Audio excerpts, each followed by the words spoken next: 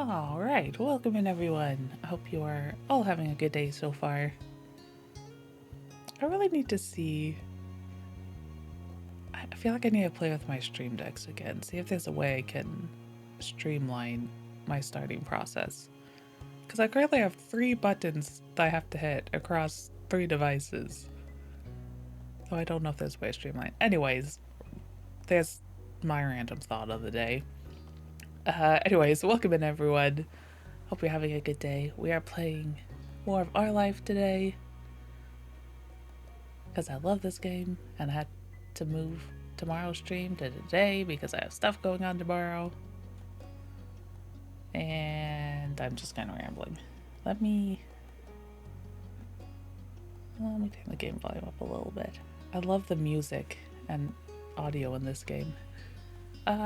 Okay, let's just jump right in. Okay, good. Okay, yeah, we have two moments left. Hopefully they're both a decent length. We'll probably just do these 2 and then save the next step for next week, because I kind of have a lot to do today, because I got basically one of the other projects I'm working on I need to deal with. So I have to send emails today, and I'm not exactly looking forward to it, but that's okay. But we're just gonna forget about work for now and play this game. So let's get started.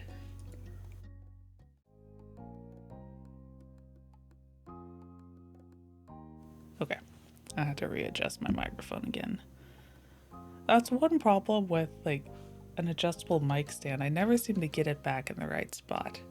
Anyways, we are gonna focus now and read the story and forget about everything else. Okay. You perched at the kitchen island, whiling away the minutes until your sister joined you downstairs. There was quite an adventure planned today. Lee was coming down. Wow, I can't read. My reading brain's not awake yet. That's lovely.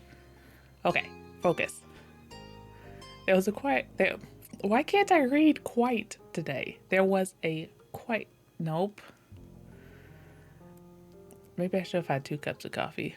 I don't have any caffeinated tea either. It's all herbal tea. Okay, trying again. 3rd time's the charm. There was quite an adventure planned today. Lee was coming down near the Sunset Bird area as part of what she called a little trip.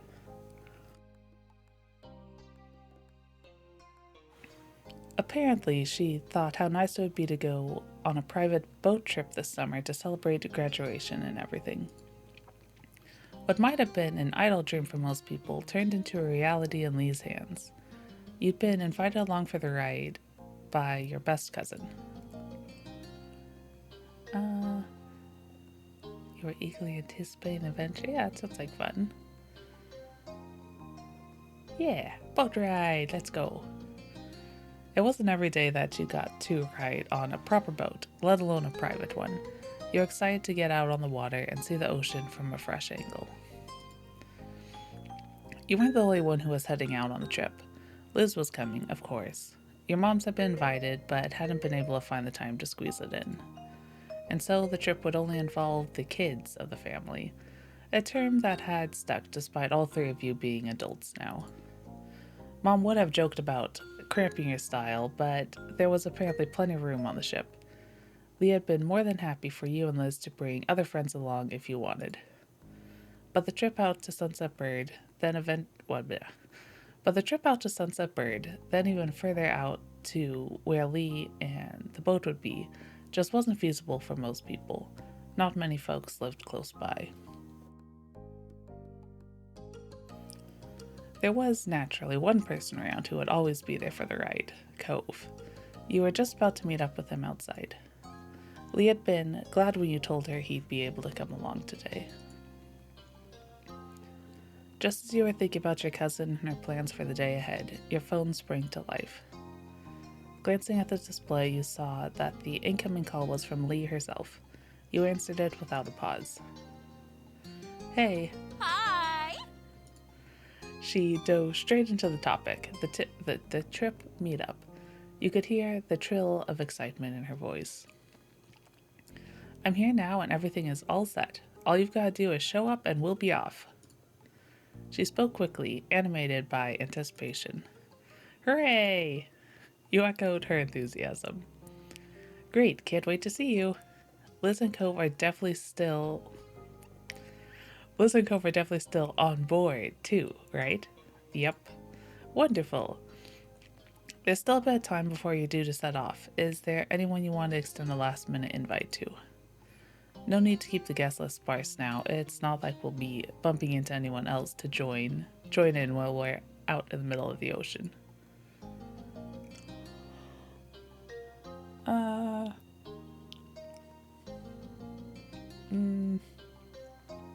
Do we invite the new guy? Nah. Sorry, Baxter, but we're leaving you behind this time. No one really comes to mind that I'd want to be there. Okay, just being safe. Talk to you later. I'll let you go. Wow, I can't read. I'll let you go. I have to if I want to see you here in the flesh. She uttered the last words dramatically, making them sound more like a threat than a statement. Laughing, you shook your head. Lee chuckled along down the phone. Bye, Lee. Bye. Now that your attention was free, you looked over to the stairs to see if Liz had emerged yet, but there was still no sign of her.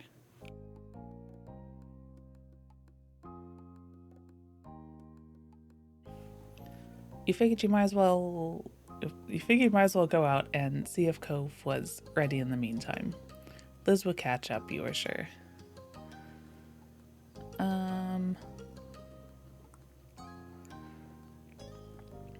Called up the stairs to let know plan, texted her, or left it to her. Those are all valid options. I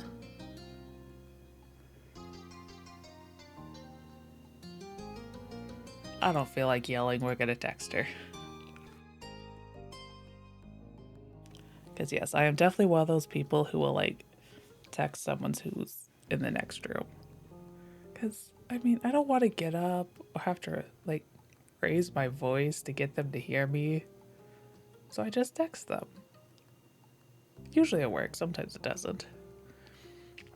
Sometimes it is less efficient if they don't check their phone, but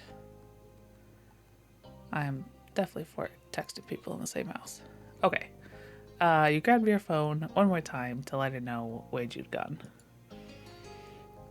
With that, you hopped off the chair and headed out the door. A sunny day greeted you. Shielding your eyes with a hand, you admired the sky. It looked like good weather for heading out on the water. That was something. You heard your name called and turned automatically. Cove was the source of the call. He was standing halfway between his own house and yours. He waved at you as he walked over.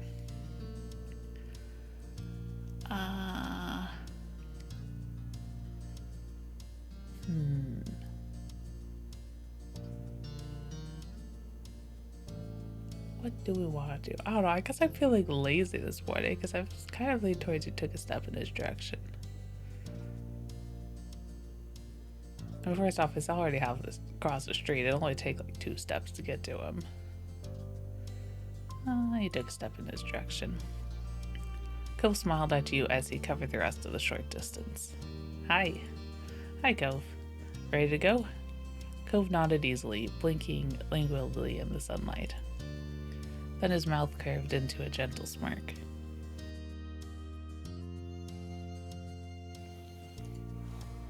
First jet skis, now a boat? What aquatic transportation device is up next for us? My money's on a submarine. You laughed. It'd been an adventurous summer for sure. Cove grinned, pleased that he'd amused you. Cove glanced away, chewing his lip in concentration. Is it really okay for me to come? Yes, obviously. Of course, you don't even have to ask, right?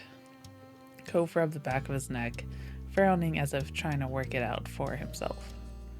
Yeah, it just, I don't know. This is a really ritzy trip, and Lee's your cousin, not mine. I mean, the two of us, me and Lee, are friends, maybe, but it's not like we've ever hung out on our own. I'm kind of worried I'm gonna be out of place. Cove, relax. You're not gonna be out of place. You're with me, it's fine. There's no way you'd be left out. Cove, you're so difficult. Looked at him concerned. Let's do there's no way you'd be left out. And that's thanks to you. Yeah, exactly. His voice was affectionate, with particular emphasis on the final you, like it was the star of the conversation. Wow. Okay, his voice was affectionate, with particular emphasis on the final you, like it was the star of the collection. Cove managed a small smile, the worry had unlifted from his rigid shoulders, but you could tell that he was attempting to project a little more confidence. I'm gonna go, don't worry. Good. You were satisfied with that. Only a minute or two more passed before the door to your house finally opened, Liz framed within it like a portrait. Unlike you, she had no need to shield her eyes with a hand in order to protect them from the sun's bright rays, as her hat was performing the job admirably. Spotting you, she headed straight over. She smiled warmly at you and Cove as she approached. With that, your little group piled into the car.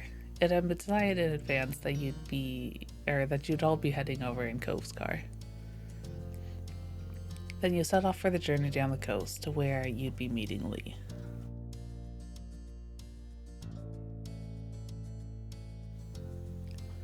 As you wound down the California shoreline, with the sparkling ocean waters on one side and craggy cliffs on the other. That sounds nice. The world blurred until eventually you made it safely to the large harbor. It was a far grander scale than the one near Mr. Holden's shop. Boats 2, 3, even 5 times larger could fit. Liz took charge from there, calling up your cousin to guide you the rest of the way. Lee did her best to explain where precisely the boat was docked.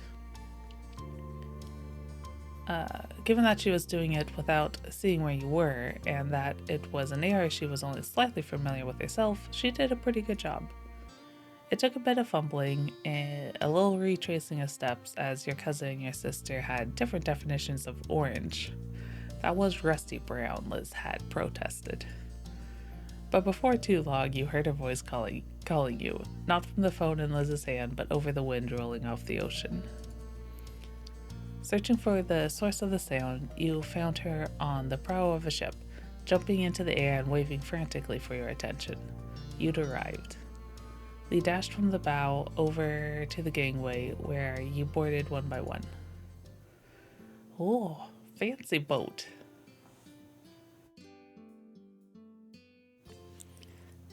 We got drinks, we got everything. This looks like fun. Hi everyone, I'm so glad you got here okay. You could tell, even if she'd said nothing. Her bright grin as she saw you all spoke loud and clear. Hi Lee. We're gonna wave. Lee waved back at you, still grinning from ear to ear. After greeting you, Lee turned to look over the faces of the others who'd be joining you on your ocean voyage. Thank you. Lee, thanks again for taking us on this lovely trip. Cove hovered awkwardly behind you and your sister. Even with Liz's broad sun hat, he was too tall, and the group too small to hide effectively. He made fleeting eye contact with Lee, then looked away. Aw, he's being so shy. Why are you being so shy? Relax, Cove. Hi, thank you for letting me come. The boat is cool. He chuckled nervously. Lee smiled, entertained by his bumbling phrasing. Hi, Cove. She giggled as she spoke, unable to hide her amusement. Cove lowered his head. You stood in front of him like a shield. No, I'm gonna pat his arm reassuringly. Cove's little game of hide and seek is pretty funny. What can I say? We're all gonna have a good day. Cove smiled weakly at you, his face flushed. You could tell that he appreciated your show of support, but was still embarrassed about needing the help. The floor seemed to give beneath you. As Lee whooped with delight, you realized that the ship had pulled out into the water. It had been so steady while it was moored that you temporarily forgotten you weren't on solid ground. Now as the boat rocked beneath your feet, there was no doubt you were truly setting sail. The little group dissipated into chatter, or headed over to the railings to watch the ocean. You were ruffled by the breeze, which seemed stronger out on the water than it was back on shore. Well, probably because it probably is. Because friction and such. There's more friction to slow down the wind on land than there is on water. And there you go, random meteorological science fact of the day.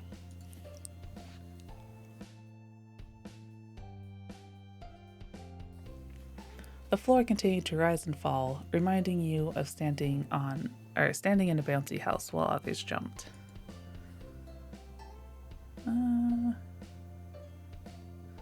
It was refreshing.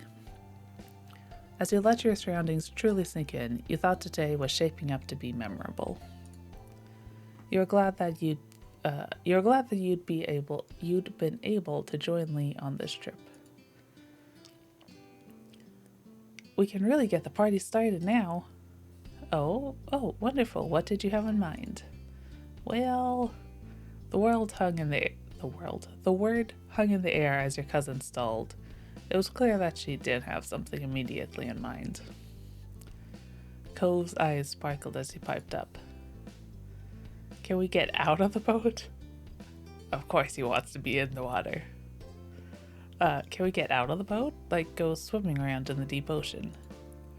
Sometimes you'd swear that boy was part merman, the way he was continuously drawn to the water. But Liz immediately quashed the suggestion. No. Aww. Her tone left no room for a debate. Sorry. It's not that kind of boat trip. It isn't supposed to stop anywhere. If someone did end up off in the water, the captain will call a coast guard on us. Well, that's fair, but also no fun. Cove's shoulders slumped at the resounding rejection. Aww. All right.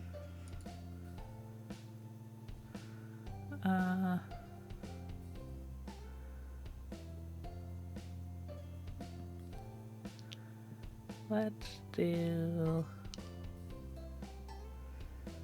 We'll do less disappointing. Truthfully, there isn't that much we can do on the boat that we couldn't technically do back on land. Liz nodded. There's nothing wrong with some non-nautical themed activities. We could play a party game for all I care. Yeah! We'll do a party game! You saw her brow furrow for just a moment as she mentally conjured possibilities, then smoothed out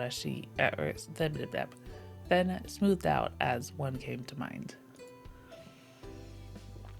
Oh, what about the one where something is written down and people give clues and one person has to guess what it is?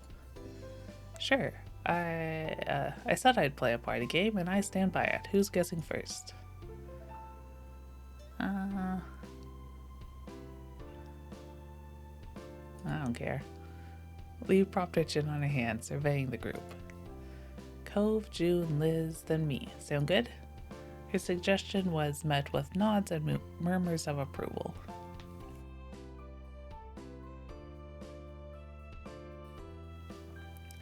Great, we can get the game going right away.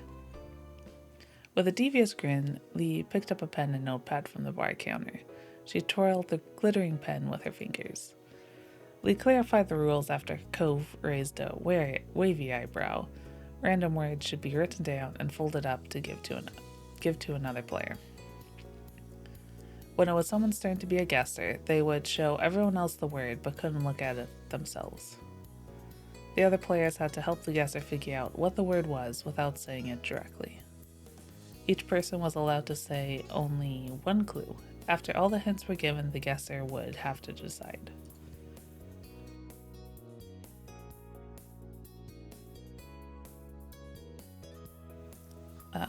Lee gave each guest at the mini party a piece of paper from her notebook.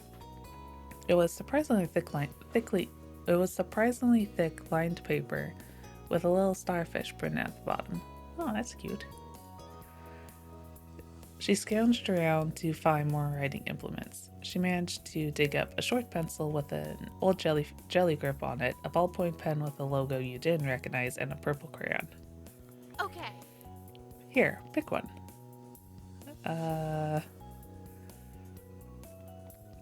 Which one do we want? Pencil, pen, purple crayon.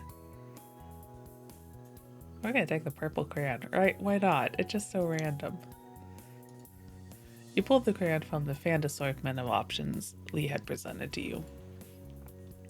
The crayon was a lot thicker than what you were used to. It smelled like kindergarten with a hint of those restaurants that used to give crayons with a kids menu. Crayons do have such a distinct and nostalgic smell to them. After the random selection of words were determined and the papers were passed around, it was time to start. All right. I guess we know who's going now.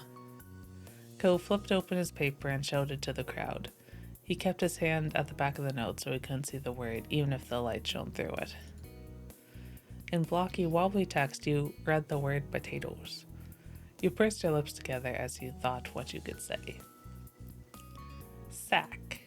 Liz turned her head with an incredulous expression while Lee continued her thought. She jumped up, pointing right at the paper Cove had. She jumped up, pointing right at the paper Cove had in his hand. You put them in a sack. Cove blinked at Lee, deeply confused. Lee smiled back, full of confidence that he would come to understand eventually. Yeah, that clue makes sense if you know the answer, but it's very vague if you don't. Well, that's a good one. It's that Mr. Toy with different faces and things. Cove tilted his head, utterly baffled at the different directions that everyone had taken. What? What's a Mr. Toy? Liz simply shook her head at his lack of understanding. It was your turn to try. Brown and lumpy, sweet and... A very common root vegetable, you make french fries out of them.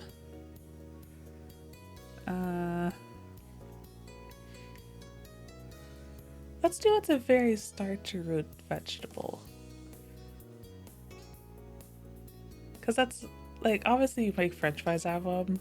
That's pretty obvious. This one, it's also pretty obvious, but could also come up with some amusing answers if he says some other starchy root vegetable. So do that. It's a very common starchy root vegetable. You had practically defined potato for him. What else would he guess? Cove's brain had 404. Answer not found. I love that. As a computer nerd, this makes me very happy. One of the best lines of this whole visual novel. Cove's brain had 404. Answer not found. I have no idea what any of you are talking about. Okay, apparently I should have said the french fry one. Oh well. Without even trying to guess, he flipped the paper over to find the answer. Oh. Oh, that was cute. Oh, potatoes. His face went red, embarrassed that he hadn't gotten it. You whiffed that one, but it's fine. We can have another round. You unfolded the paper given to you, careful not to peek while you showed everyone. Liz leaned in closely with a thoughtful hum. As soon as Lee had a chance to read the word, she jumped up. Dog. There's a popular type of dog sometimes called that. A popular type of dog that's sometimes called that.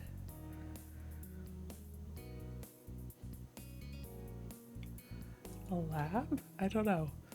Oh, it is a lab. It's where scientists do experiments and stuff. Yeah. Sometimes it's a secret location. Cove, you're adorable. Liz gave Cove an edged look. She probably thought it would confuse you. Type your guess. I know what the guess is. It's a lab. Good. That's it. Yes, it is. That was easy. You got it.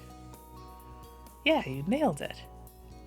Everyone cheered. Liz, excuse me. Ugh. My nose is all sniffly this morning too. Anyways, everyone cheered. Liz gave you a round of applause. You looked at the paper and in neat, tiny writing you saw the word lab printed. Wow, that was dumb. I'm just gonna shrug. That was easy. Lab had seemed pretty obvious. There weren't many dog breed names that were also a place for experimenting. You tried to picture some scientist announcing that they needed to go down to their poodle to do science. It just didn't work. We should definitely keep this ball rolling.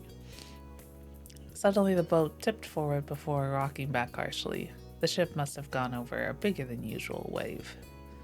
Liz held onto her hat desperately. Lee laughed at her immediate death grip. You never know what'll happen on the high seas. Watch out, Liz, you won't want to lose such a nice topper. He'll just chuckle too. You and Lee chuckled together while Liz stuck up her nose. However, your sister was now smiling and her hold had slackened. The game continued with Liz and Lee taking their turns. It was such a good time that you all decided to play a few more games. Liz turned out to be the best guesser, although that could have been because you knew her well enough to give her relevant hints. Lee had to stop herself from answering on the first clue she was given, but no one really minded. All in all, everyone was glad that Lee had suggested the game. Oh, Lee shot you a grin. Why don't we have some drinks? There's a bar on the ship. Cove tilted his head in disbelief. Lee continued blithely. Oh, yeah. Yeah, there's a bunch of stuff behind the counter. I bet one can make whatever they can think of. There's lots of different juices and stuff. I think I even see strawberry puree and pineapple. Oh, carrot juice sounds intriguing. Oh, that does sound like a well-stocked bar. Let's go. So, it's a juice bar? Yeah? Liz laughed and tapped Lee on the shoulder. You just said barley. I think you gave the wrong idea. Oops, sorry for the disappointment, Cove.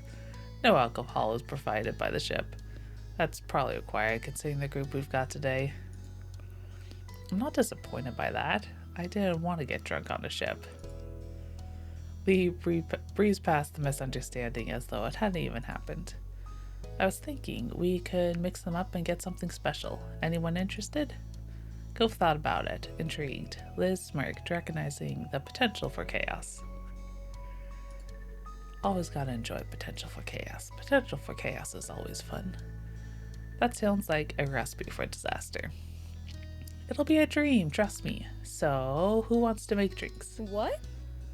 It was your idea, why don't you do it? I've mixed drinks before. If anyone else wants to try, this would be a great chance. I'm a gracious hostess. Cove and I can make the drinks. I want to make the drinks. Cove and I can make the drinks. What? Huh? Wait, me too? Yes, you too. You're coming with me. Yeah, I want the help. Lee nodded in approval. Totally. With both of you on the job, you'll definitely come up with something fun.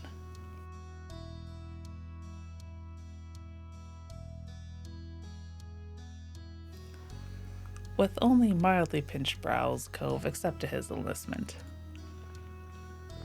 Alright. I'm so excited. Let me just show you the bar. Lee gave a brief tour of the selection and various compartments. Cove wrinkled his forehead again at a few of the available juices, but didn't ask any questions. After that, she went back to the tables while she shouted a final message over her shoulder. Good luck, make it delicious, and be sure there's enough for everyone. She gave you a thumbs up and skipped back to the others. There was a fridge packed with cartons and various glass bottles of juice. Lee had placed a pitcher on the counter for you to mix things into. You stared at the options, trying to see just what you had to work with. There were lots of choices. Cove hovered behind you, overwhelmed by how many things you had to pick from. He cleared his throat. What now? Do you have any ideas?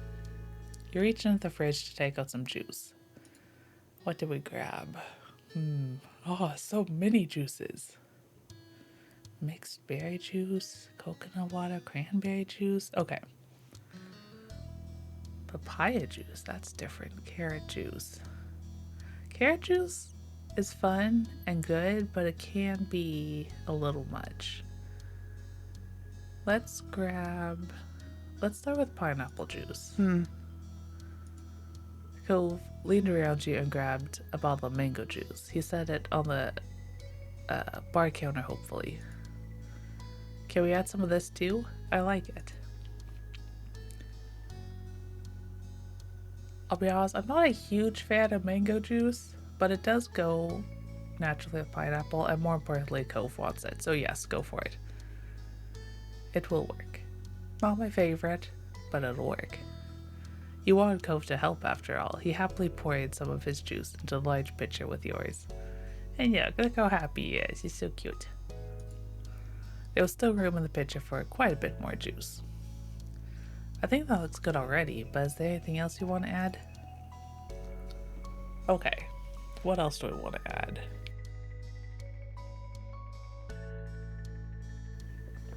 I'm leaning towards a strawberry. Pineapple, mango, and strawberry? That sounds really good, actually. Yeah, let's add the strawberry. You poured out the third juice, careful not to spill any. So? Interesting. Are we done? I think so. Unless we want some coconut water. Pineapple, mango, strawberry.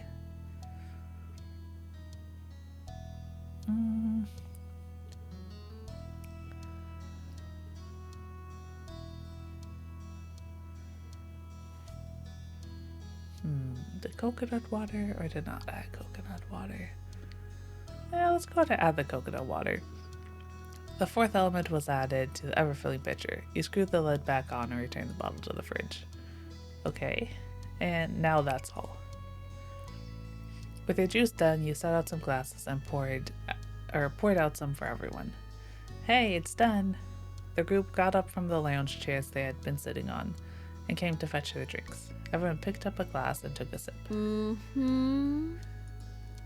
Liz squinted as she took the light swig of juice. She smiled. It's kind of odd, but weirdly in a good way.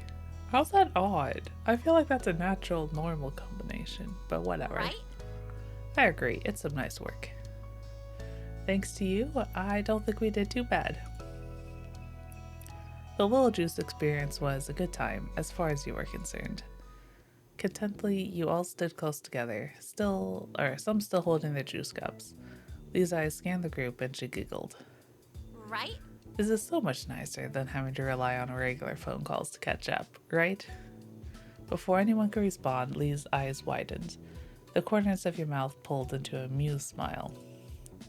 Not that I don't enjoy our chats from afar, it's just more fun to actually be here together. That's fine.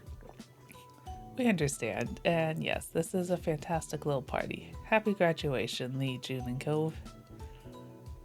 That was followed by more cheers in celebration of your high school careers coming to an end. Lee even lifted her glass to toast to it. When it settled down, your older sister had one more comment to add. And no one even had to fight over who gets to use the home phone. Lee threw her head back in a thunderous laughter. The smile widened on your face. I remember that. All the times Elizabeth here was trying to push me into being less Gabby. She needed me to just stop so she could call her other friends instead. Hey, many teens have a too cool for family phase. You're welcome. Yeah, luckily it's all a-okay. I forgive Liz for being a teenager. That got a hearty laugh out of Liz. You caught a quiet snicker out of Cove, too. Then Lee drank the rest of her juice down to the very last drop. She made her way over to the table, She made her way to the table over by Cove and set her cup down. Actually, Cove watched Lee as his mouth pulled into a lopsided smile. Making these juice concoctions reminds me a lot of that smoothie business down at the mall. The one that lets you pick all the fruit that goes into it. That was a good place. Yeah! Yes, it was the best, and exactly what I was channeling when I came up with this idea. I'm glad you caught that finally. Sorry, I can take a while to get things sometimes. You all know that. Too true. You're sharp where you want to be.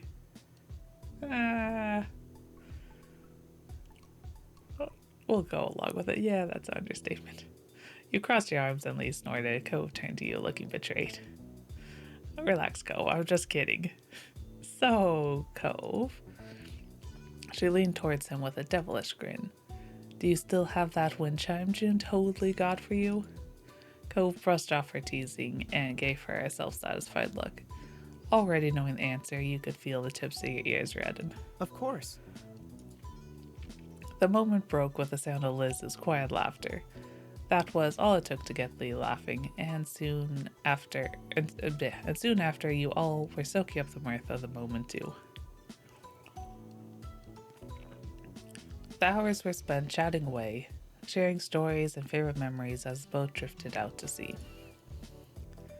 As the time slipped by, the sun hanging low in the sky signaled that it was time to set sail back to the harbor.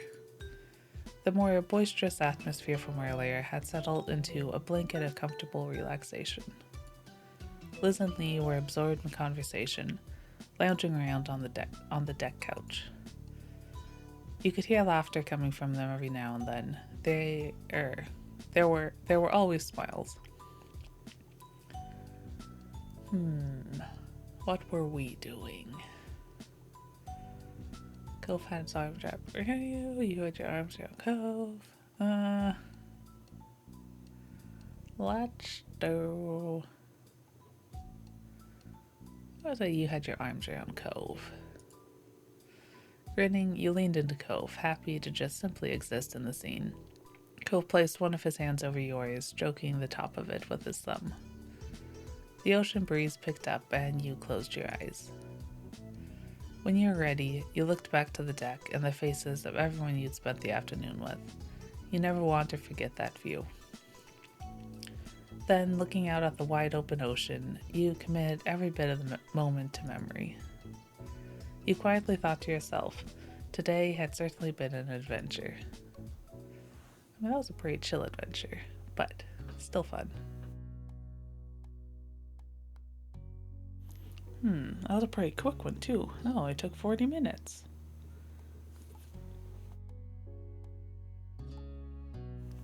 Okay, on to the next one.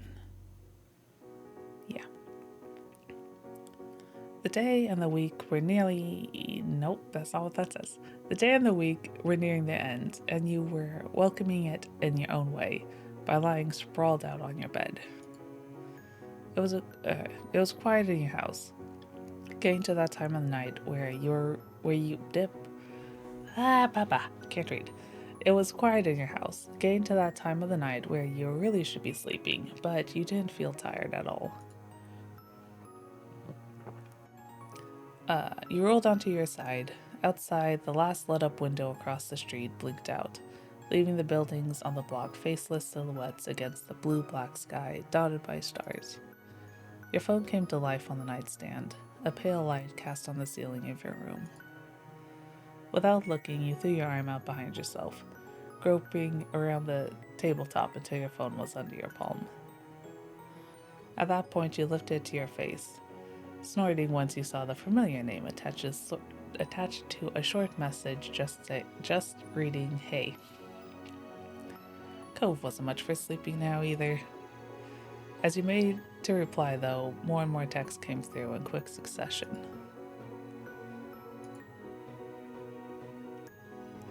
Hey, you like doing things. You like doing things with me. Yes, where's this going? I mean, What I'm saying is that there are things you and I do when we, like, together at the same time. Cove? What is this? Now that was eyebrow raising. You propped yourself up on one elbow, sitting upright against the headboard so you could text more comfortably.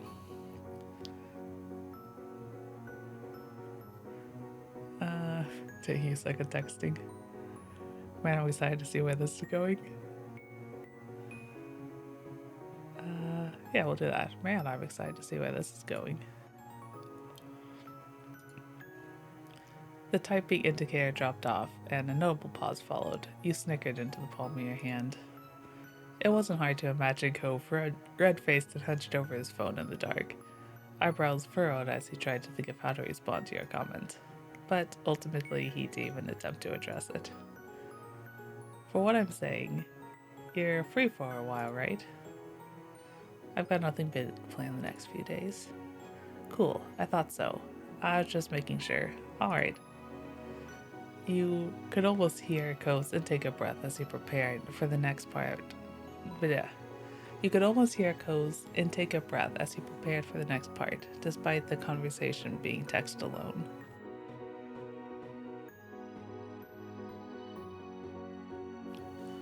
The window of your messaging app might as well have been a screenshot. You were left to keep track of the passing of seconds with the rising and falling cries of the crickets outside.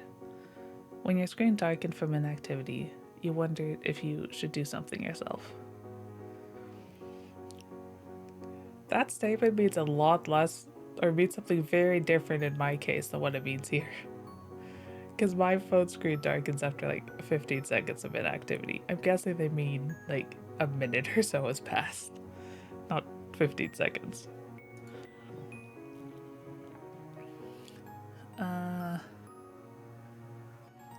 Do we give him a nudge or wait patiently?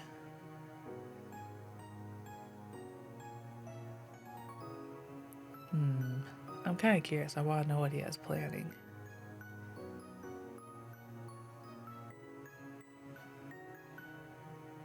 We'll give him a nudge. Yes, you thought you'd give him a nudge. You're struggling with what to write, huh?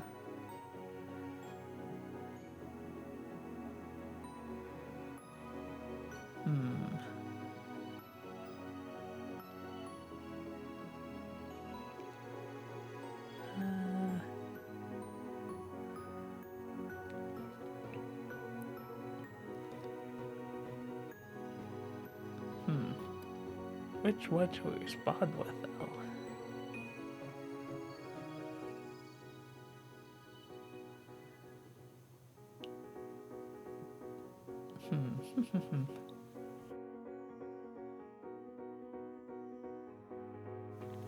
You know what? We'll do the bottom. You're struggling with what to write, huh? What? Okay. We're sending emotes now. Mindful of everyone else asleep in the house, you did all you could to stifle your laughter. Keep going. I'm trying. The next message came almost instantaneously. What if we did something new or sort of unexpected? Well, that sounds like fun. Would that be okay? Would you be okay with that? Something we haven't ever done together. You lowered your phone, leaning back against the headboard as you thought it over. The streets outside your window looked different at night, but you knew that if you were to wander out, there would be no chance of you losing your way. There was a single inch of your neighborhood that you didn't know by heart. And everywhere you looked, from the grassy hill behind your house to the shops by the beach, you could recall a time you'd been there with Cove, mostly just chatting as you walked together. You didn't mind everyday things like that, but as for something new or unexpected... Yes, I'd like that. That sounds fun.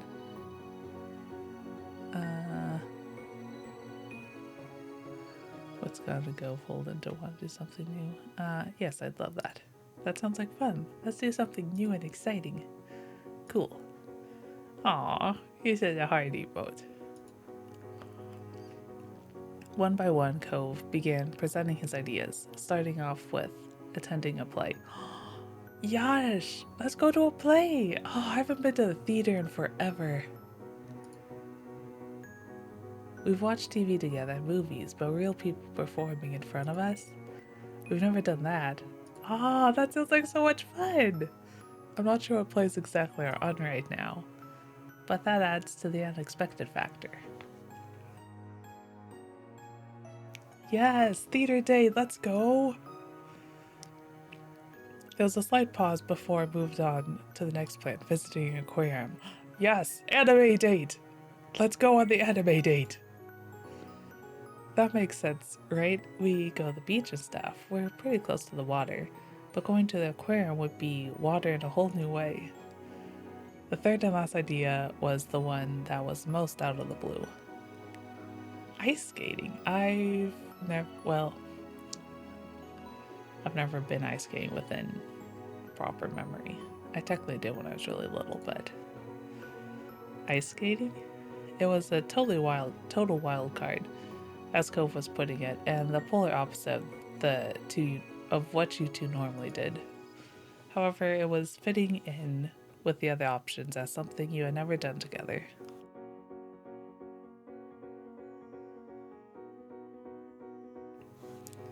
Let's say if hypothetically someone wanted to surprise you with an unexpected outing, would that be okay? You couldn't help but smile fondly at that, wondering to yourself who that someone could be. So it would be perfect if that somehow happened. You joked that it wasn't much of a surprise. You said doing anything with him was good. Oh, those are all good options. Okay, maybe not the first one. Well, no, it could work.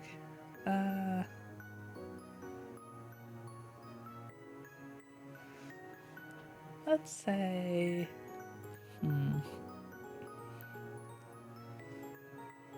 You said doing anything with him was good.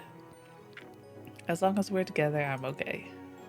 Oh, thank you. It was clear from the quickness of his reply and the following pause that you caught him off guard.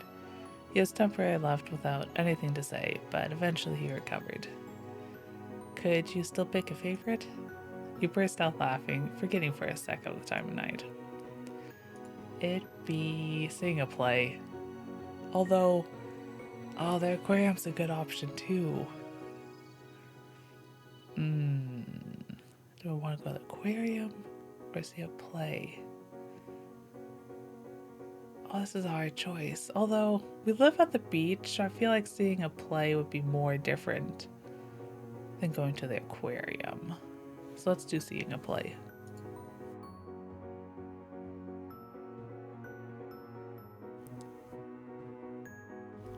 You thought it was definitely something you and Cove should watch side by side at least once. Alright, cool. Don't think too hard about this talk. It doesn't mean anything. You're making me laugh with this. I sure hope it means something. I promise not to try figuring out. You're freaking adorable. I mean, that is valid.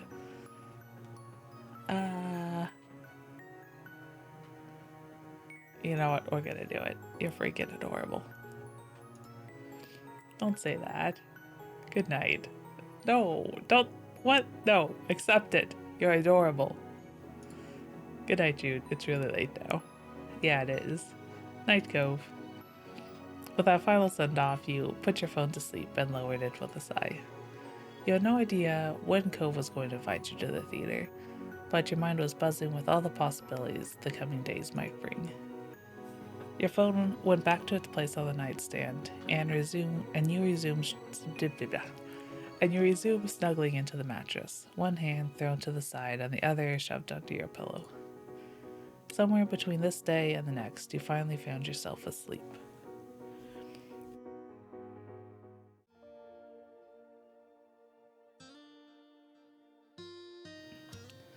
The next morning, after washing up from breakfast, you had just climbed the stairs to your room, ready to tackle the day, when you heard the ringing of the doorbell. You turned towards the sound, angling your head in confusion. Was someone expecting a visitor today? Then again, you weren't even sure if anyone else was around, judging by the lack of footsteps you were hearing. You raced back downstairs to answer the door. As you pulled it open and saw who it was, you were only further confused. Cove? He was standing there with an unsure look on his face at first, like he didn't know who would answer the door, but the moment he saw was you, a shy grin spread across his face. He raised one hand and gave you a little wave. Surprise!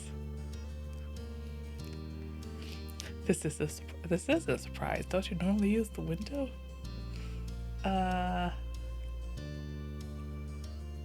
What might you be doing here? Let's do this is a surprise. Don't you normally use the window?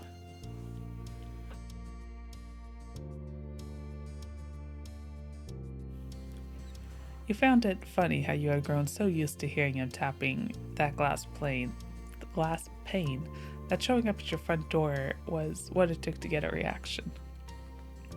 Cove turned his head to the side with a considering lift of his eyebrows. I guess I do, but not today. I got you something.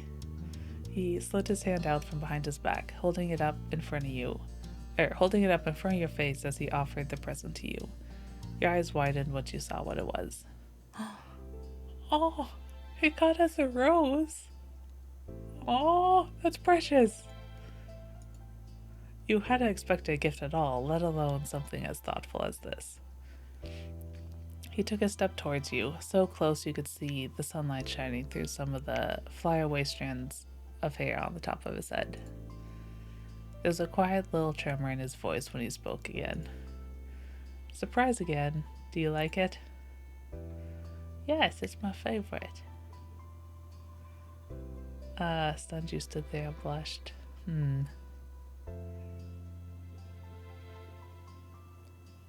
Or yes, because you got it for me.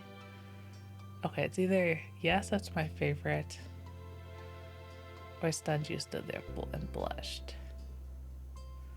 You know what? Sure, we'll do that. Stunned, you stood there and blushed. We make him blush all the time. We can return the favor. Your unblinking stare made Cove a little flustered, his free hand to rub the back of his neck. Okay, I guess I made him blush too, whatever. His gaze landing on the flower, Cove laughed to himself, a thought suddenly coming to him. My dad would be proud of me for doing all this on my own, huh? You chuckled, imagining the stumbling display of fatherly pride Mr. Holden would subject his son to. Suddenly, Cove raised his head, his eyes finding yours and startling you into stillness. Cove's question came softly, his voice lingering on some words as his shyness got the better of him. June. Would you go on a date with me today? I was thinking maybe we could go to the theater. Oh, that's so precious! He's so cute. I love him. He inclined his head at you with a crooked smile. I had a feeling that might be a nice place to invite you to.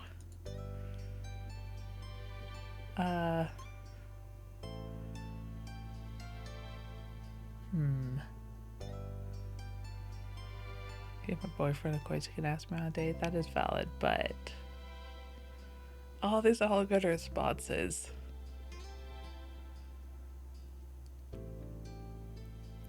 See, the proper response is this one, followed by that one, and then that one. But since I have to only pick one, I'll just do the simple I'd love to. Cove huffed a sigh of relief, his lips spreading in a wide, cheery smile. Alright, we're gonna do it. With his big question asked and accepted, Cove raised the gift towards you again, gesturing with his underhand for you to receive it officially. You carefully took it from him. I'll put this somewhere safe and then we can go. I'll just have to say, Cove is very smooth. Bringing a rose and asking us to go to the theater? Yes. Cove had no problem with that. Still grinning, he stepped back, his body angling away as he waved a hand in the air. I'll get my car ready then. Meet me there. Okay. As soon as the door clicked shut, you dashed upstairs to your room, prepping a spot first for Cove's gift. Then, satisfied with your efforts, you grabbed your bag, tossing in whatever else you thought you'd need for the outing before heading back outside. Cove's old car was parked right in front of the house. You went straight to it, hopping into the shotgun seat. As you buckled yourself in, Cove leaned forward to watch you with an eager expression, his fingers tapping the dashboard to a lively sort of rhythm. He was ready to start, but trying to tone it down so you wouldn't feel rushed. I'm glad we're doing this together. Me too. Once your seatbelt was secured, Cove checked his mirrors to make sure the street was clear before pulling away from the curb, and like that, the two of you began your trip. So when I looked it up, there are two shows we could pick from around this time. One was a historical romance with nobility, fancy outfits, drama, and stuff. The other seemed like a modern day story, something set near a lake, and at a bed and breakfast with comedy. It's kind of wacky, I guess. So? What do you think?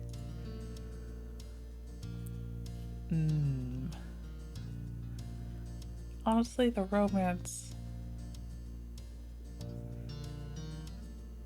Yeah, let's do the romance. Cool. I'm curious about how it'll go down. What do you think the costumes will look like? Already your thoughts were busy trying to guess the historical setting. Cove hadn't given you much to work with at all. I don't know. Luckily, we're gonna find out soon. Yeah. Alright. I'm being kind of excited. I wonder what it'll be like. I haven't seen a live play before. Oh, you're in for a treat, Cove. Live plays are great. Oh, let's take me back to when I studied abroad in England.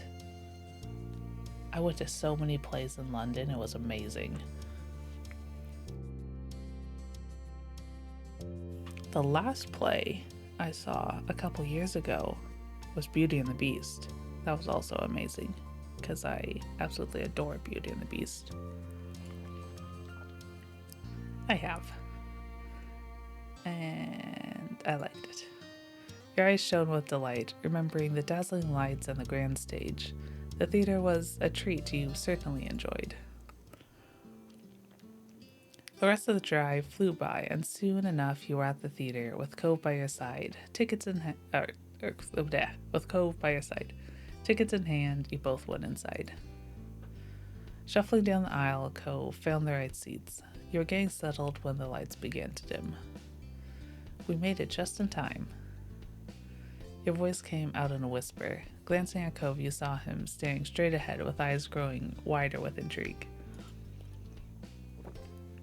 Then the actors started coming out onto the stage. The show set the scene,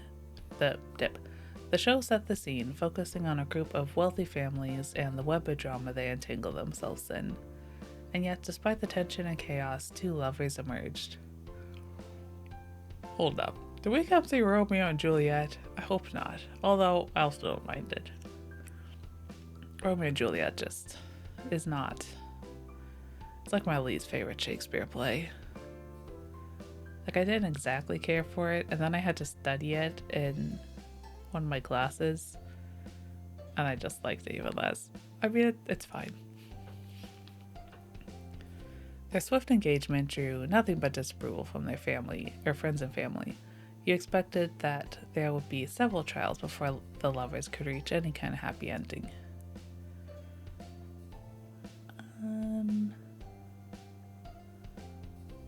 You reached for Cove's hand and then leaned against him. Yay, it's actually letting me do two things. Yes. Effortlessly, your hand slotted next to his, and your fingers interlaced. He gave you a gentle squeeze, and you snuggled into him, resting your head on his shoulder. Cove sighed contentedly over how comfortable you got with him. Aww. You became absorbed into the story and performance, and you weren't the only one. During the touching scenes, you could hear quiet sniffling coming from the seat where your longtime neighbor was. When the play finally came to a close, the audience broke into applause. Cove clapped for the actors until the noise died down. Then he spoke for the first time since the event began. It's over. Hand in hand still, you followed Cove out of the theater. The sun was hanging low in the sky. I had so much fun. I can't believe what a good time that was. I'm glad you picked this, and I know you like plays, but is there a reason you want I'm glad you picked this, and I know you like plays, but is there a reason you went with this out of the other ideas? I'm just curious.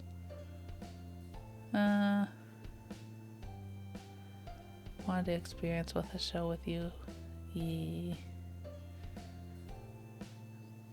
Yeah, I wanted to experience a show with you. His brows dipped. He was touched by your care to make it a good time together, though you weren't sure why he didn't expect it.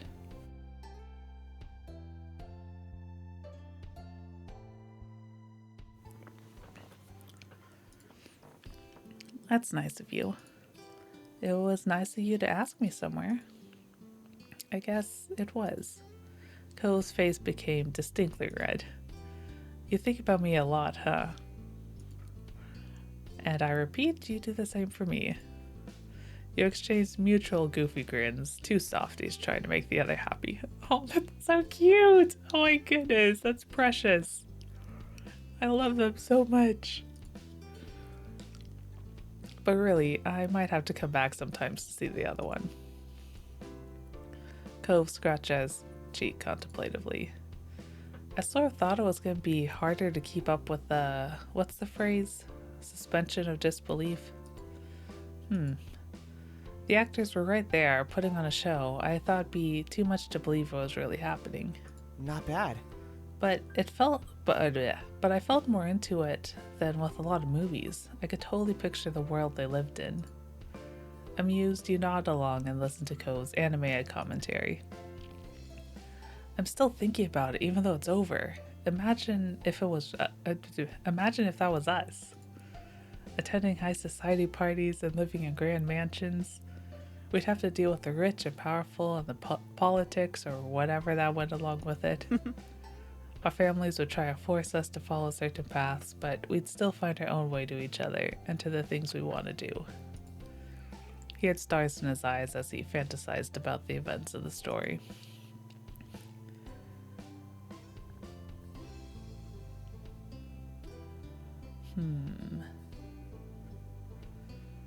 Yeah, we'll just go along with it. I would love that. Cove matched your beaming smile.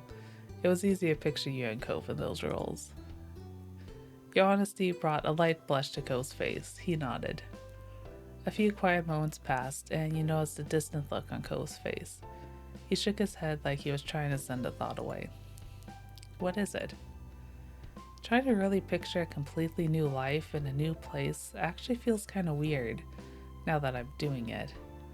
I'm not exactly sure how to explain it. It's exciting, but also sad.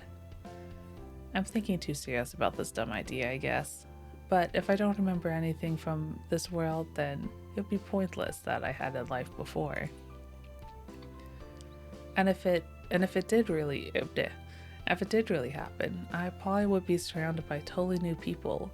I wouldn't have you with me anymore. Surprised, you sucked in a deep breath. Cove laughed shyly. That's... The fun part of imagining it all was that you were there by default. Just getting to be somewhere else on my own wouldn't be nice, no matter how cool the place was. Aww. That's settled. It's settled then. I'll just have to look for you if I wind up having another chance at life, or magically end up in some other world. I hope you try to find me too. Aww. Nervous, Cove's eyes didn't quite meet yours. His cheeks and ears were solidly red at this point. I'd find you, it's obvious. Yeah, I'd find you, it's obvious. No amount of space and time can stop us. Thank you, June. In that case, it'll work out after all. Definitely. He took a deep breath and stretched his arms high over his head. He then turned his head to your direction and pointed his thumb to his car. We better get back to our real world now, huh? It's getting late, and I think we're the only ones still out here. You spun around, getting a good look at your surroundings. Cove was right. All the other cars that were out here after the show All the other cars that were out here after the show ended were long gone. How did I miss that? It surprised you how much you really lost track of everything for a while. You even failed to notice how dark it was until now. Come on. Come on, let's go home. After that, you made your way into Cove's car. You set course for your neighborhood. Your legs felt stiff from standing still and talking for so long, but it was worth it.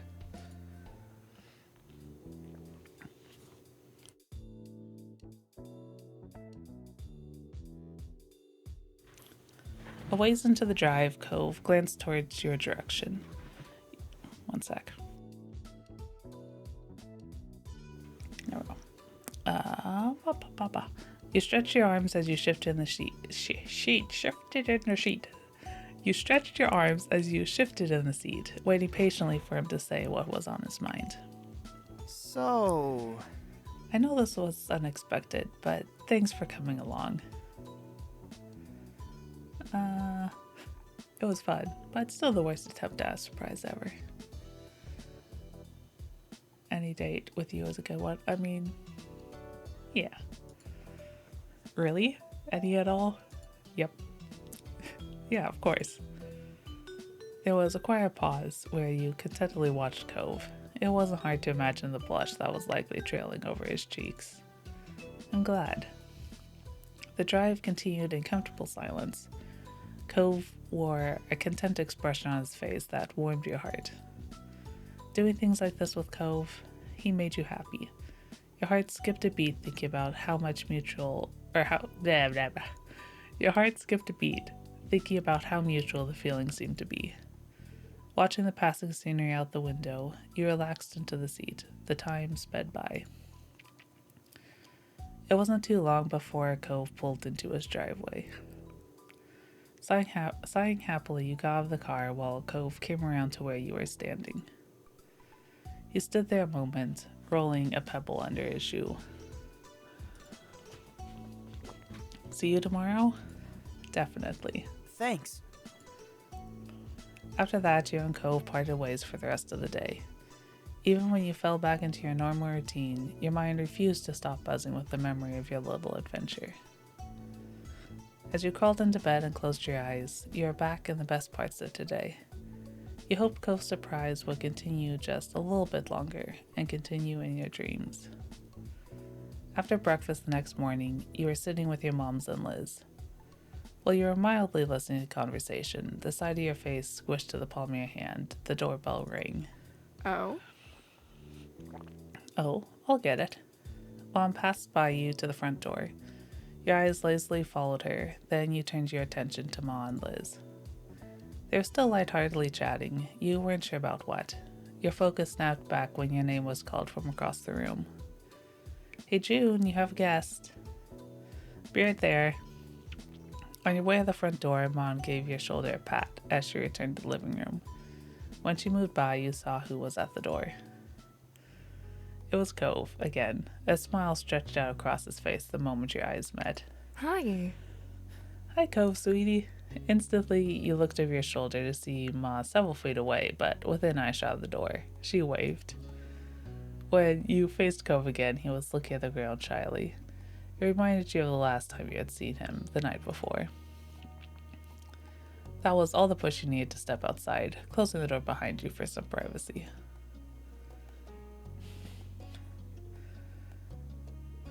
You come in the door all the time, it's starting to get weird. What do you have up your sleeve today? Yeah, we'll do that. What do you have up your sleeve today? Crossing arms, you leaned your back against the door. You already had a good feeling about where this was going. I'm glad you asked. Then Cove chuckled awkwardly. He didn't quite meet your eyes as he pulled out another gift from behind his back. Surprise! Want to go to the aquarium with me? Yes, let's go! What? You blinked and then switched to staring at him in bewilderment. Cove's eyes narrowed conspiratorially. The real surprise was that I was going to invite you to all three places. You never had to choose only one. I just needed to make sure that they didn't sound completely terrible. Okay, that's kind of clever. You got me with that one, Cove. That. Good job. Kudos, Cove. That's a very clever way to make that surprise. The longer Cove spoke, the quieter his voice became. He shyly scratched at the side of his cheek.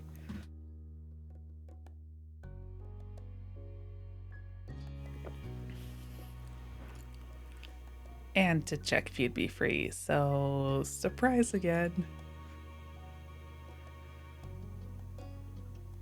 You burst into laughter because that was quite smart. It made sense now, but he really did get you. Before you never thought Cove would treat you. Wow, I cannot read. It made sense now, but he really did get you. Before, you never thought that Cove would treat you to his other suggestions. Composing yourself, you noticed that Cove was shyly looking past your shoulder. Oh, do you like what I got you? Cove nudged the present in his hands towards you, hoping that you'd take it. Until now, you hadn't completely registered it. It was a carefully chosen photo collection. Aww.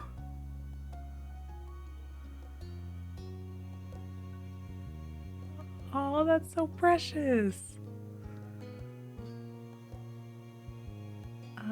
Yeah, well, do I love it? You're so thoughtful. Cole's mouth pulled into a beaming smile that reached his eyes. Chuckling, you took the gift. I'm really glad you like it. Are you gonna accept the other part too? Yeah, let's go to the aquarium. It'll be fun.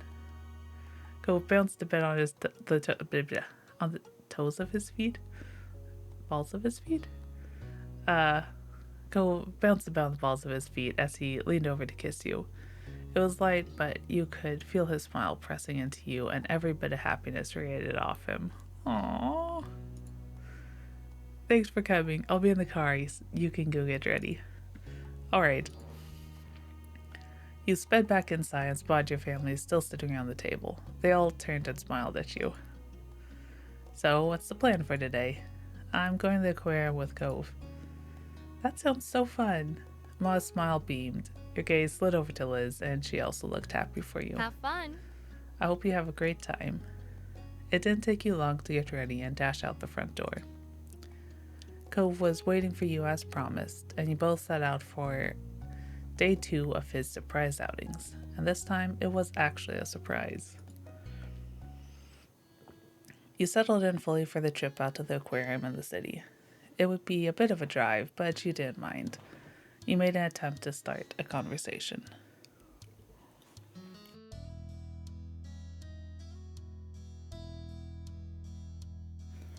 It's kind of funny we've never done this before now. Why haven't we? Probably because I've never thought about going to the aquarium with anyone before. Wait, seriously? You've never gone to the aquarium ever? Yep, that's right, never. And not just a specific one either. I haven't been to an aquarium period. How did you manage that, Cove? You are like the water boy. How have you never gone to an aquarium? That's kind of impressive. Wow. Yeah, we've been to the aquarium before. You had more experience with aquariums than Cove Holden. That simply sounded wrong. I know exactly. How has he never been to an aquarium? Now I want to go to the aquarium. It's been a while. Can I ask why not? I figured you'd have begged to go. Cove tapped the tips of his fingers against the steering wheel. His face scrunched in contemplation. When I was growing up, my dad did try to take me. I'd never been before because I was so little. I said no. Whenever he tried to talk about it, I'd tell my dad I'd rather go to the actual beach on my own. Okay, that kind of makes sense. I mean, I would choose an actual beach over an aquarium. Or he could at least take me to the fish part of the pet store. But not the aquarium. Eventually, he didn't ask about it anymore. He must have figured I had something against it. Oh yeah, Cove even has, like, his own pet fish. And yeah, he's never been to an aquarium? When he stopped mentioning the aquarium, I stopped thinking about it. It just never came back to my mind. His expression shifted to one of bemused confusion. The thing is, I don't know what I had against it, if I did have a problem. Maybe I didn't like the idea of seeing water that I wasn't allowed to go in. That's fair. Or, okay, maybe I didn't like the idea of seeing water I wasn't allowed to go in, or to meet fish I could never bring home. That sounds like the kind of thing little me might have gotten upset over. Or maybe I just was okay with doing a new kind of trip. It'd be to someplace new, and with only my dad, Mom wouldn't be there anymore. I guess. I guess that might have made it seem not worth doing right off the bat. That's 8-year-old me for you. Cove shook his head with a pained smile. Then his tone dropped to a distant whisper. It was only when thinking about stuff I could do with you that I finally remembered I could go to an aquarium. Aww. He lifted his mouth into a bent smile and straightened his shoulders. He didn't want to bring the mood down. It all worked out in the end, 'cause I got to really surprise you with the news, huh? Totally got me adorable.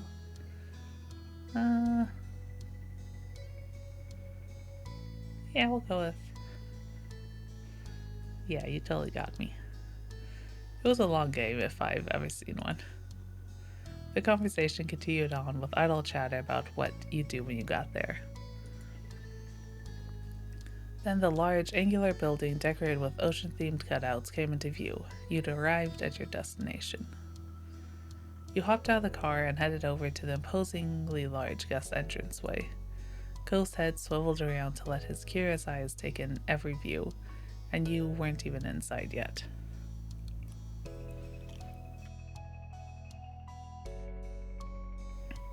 You could see the realization of what he'd been missing out on dawn on him in real time.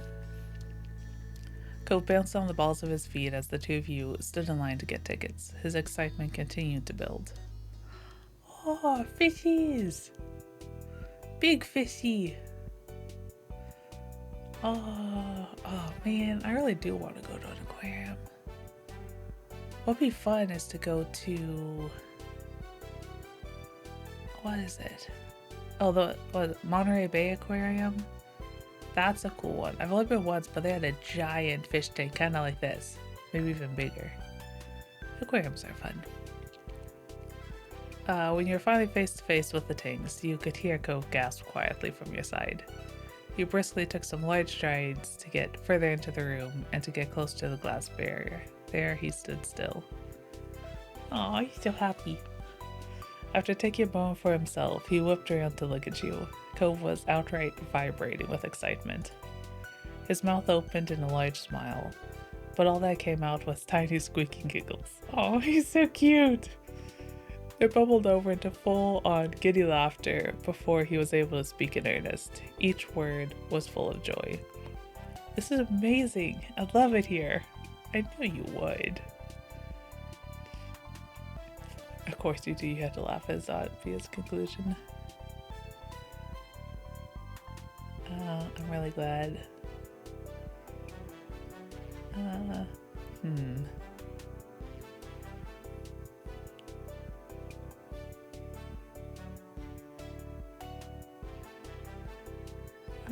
Let's go with I'm really glad. He cheered back without hesitation. Yeah, the aquarium is great. The two of you wasted no time before rushing around the place. You went every which way across the aquarium. Cove was enthralled by each new sight. His eyes alight like a kid in a candy store, and a perpetual smile made its home on his face. No metaphorical stone was left unturned. He viewed all the tanks from his tallest of heights on tippy toes, as well as crouching as low to the floor as he could manage. That is so cute. Your exuberance was just as bright as his, buoyed furthered by how happy you were that he had found such happiness. You beamed. After making an entire trip to the whole building, you and Cove finally slowed the pace down. You had arrived back at the original viewing room. It was a good spot for a break. Cove stood quietly near the tank in almost the same spot as he had when he first took in the view. Somehow that moment already felt like a long time ago. You weren't sure if he was feeling the same way. Cove simply watched the watery world inside with open fondness. He wouldn't get tired of that view, ever, you were certain of it. You walked up to stand by him, taking in the same otherworldly experience of having the sea right in front of you. Suddenly, Cove swallowed hard. Your head tilted. He wasn't looking at you. His eyes were glued to the vast ocean view in front of him. But his bright red face reflected clearly in the floor-to-ceiling glass pane separating the aquarium goers from the water. You couldn't understand. Nothing had happened. Then realization came.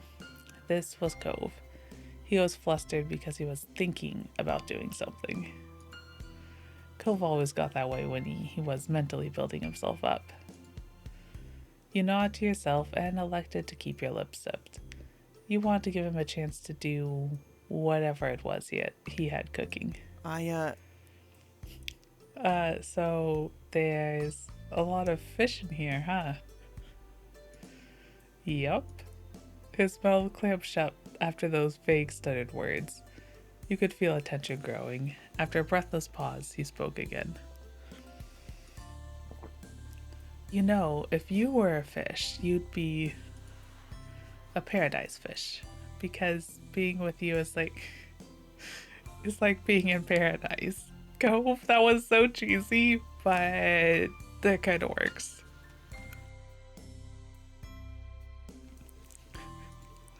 Cove pressed his forehead against the glass with his eyes wide and gazed down as he fervently refused to even peek at what reaction he might be giving. He was blushing wildly, feeling unparalleled embarrassment over the line he just dropped. You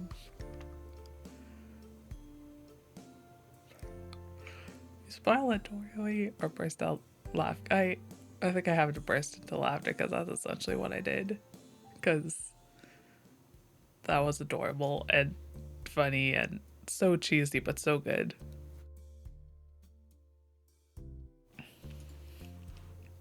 It was so unbelievable, so completely out of nowhere, and so totally not what you expected when you started talking about fish.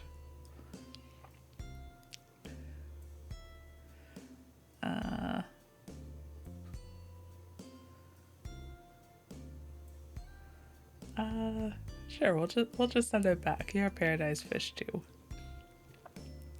Cove bashfully shrunk into himself with a sweet smile.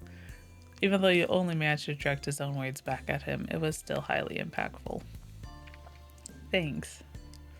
After that, Cove wanted to go around the aquarium again. He hoped to let it all sink in at a more leisurely pace while you were here. Plus, he desperately wanted more time to settle down after his latest big attempt at flirting.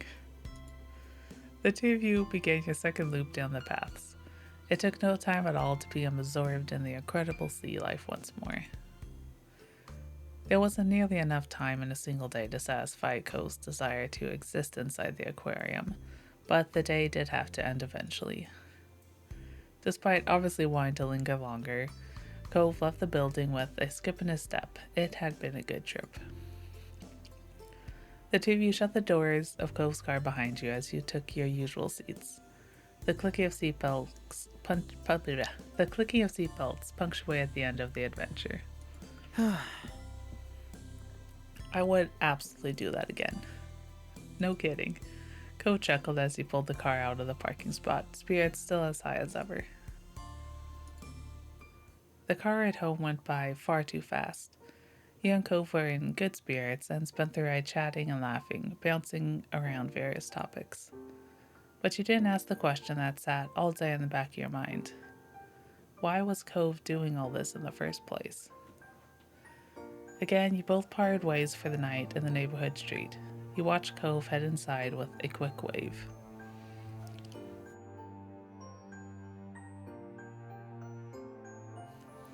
You were halfway to your own house when a familiar voice called out to you. Turning on your heel, you spotted Mr. Holden. He lightly jogged over to talk. Hey! Hey, how are you? I'm good. Great. I was just getting home from work. What are you up to? Or rather, what were you up to today? Me and Cove went to the aquarium. You did, huh? Sounds fun. It was fun. And it was also a surprise, which is weird since usually me and Cove not hanging out would be what sounds surprising. Crossing your arms, you gave a quick laugh. Mr. Holden frowned. He rubbed the back of his neck and studied you for several silent moments. Right, so, June, what's going on there? Something's going on, isn't it? Huh? Wait, what makes you ask? There's not a problem, right? So, I'll answer your question if you answer mine, deal? You rolled a pebble under your shoe. Mr. Holden was probably the only person who could give you any solid insight into what Cove was doing. Alright, deal. What's the story?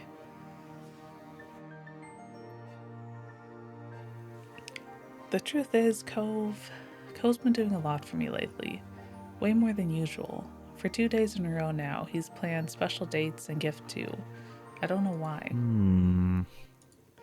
Cove's father nodded contemplatively. He accepted the situation easily. That actually makes a lot of sense, considering...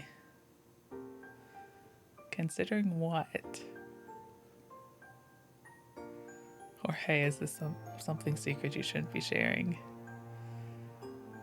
We're just gonna wait for him to continue. There's no reason to interrupt until you had his answers.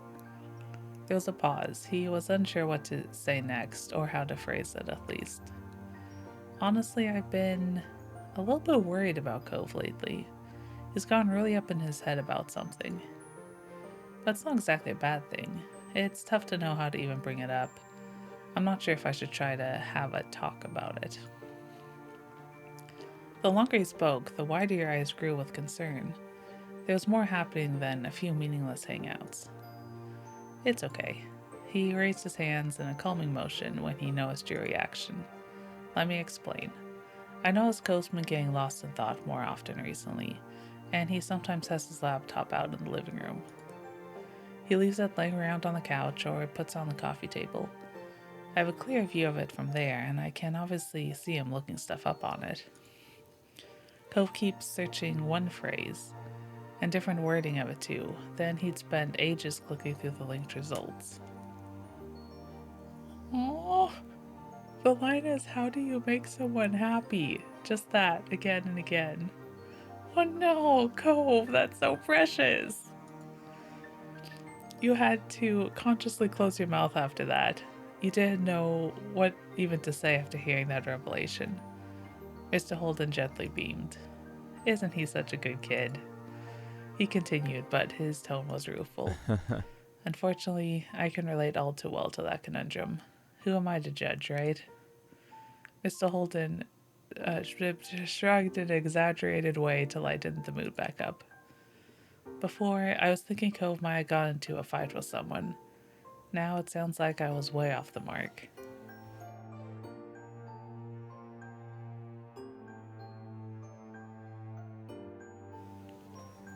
Cove clearly has other plans on the brain. I'm even more confused on whether it's something I should get into or not.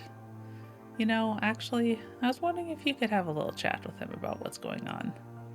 It sounds like you're at the core of Cove's sudden study sessions, so he might feel more at ease talking about it. Or more embarrassed, but he'd still probably do it. I would really appreciate it. Your gaze trailed over Mr. Holden's residence. Your gaze trailed over to the Holden residence. Mr. Holden made a very good point, you had to admit. I'll do it. good kid. Thanks, you're also a really good kid. You shook your head with a smile and started walking towards where Cove went. After a few steps, you realized Mr. Holden wasn't following. You glanced back at him. I'm gonna hang out here for a bit. Make sure you have some space to talk without a parent in the way. The door's probably unlocked, so go right in.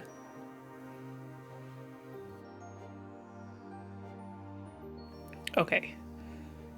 Before we do this, we're gonna take a quick break because I need to go get some more water, and I try to take a break every hour to run ads and stuff anyways.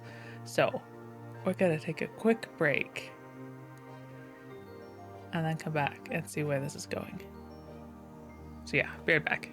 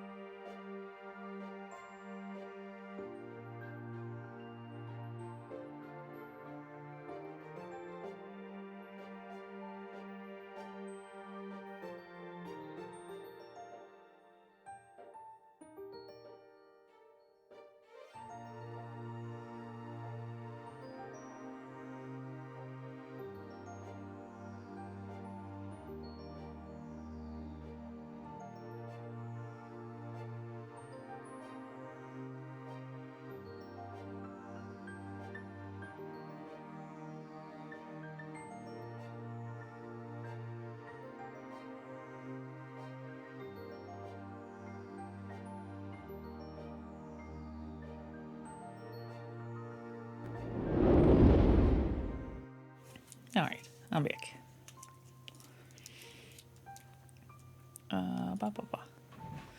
Okay. You put your head, but you hesitated for a moment. Mr. Holden's smile faded. Thanks for talking with me. This has been on my mind too, and I think it'll be good to ask Cove if everything's okay. Absolutely. Agreed. It'll all shake out right in the end, I'm sure. Mr. Holden grew much happier than he was a moment ago. Feeling ready, you turned right around and went into the house.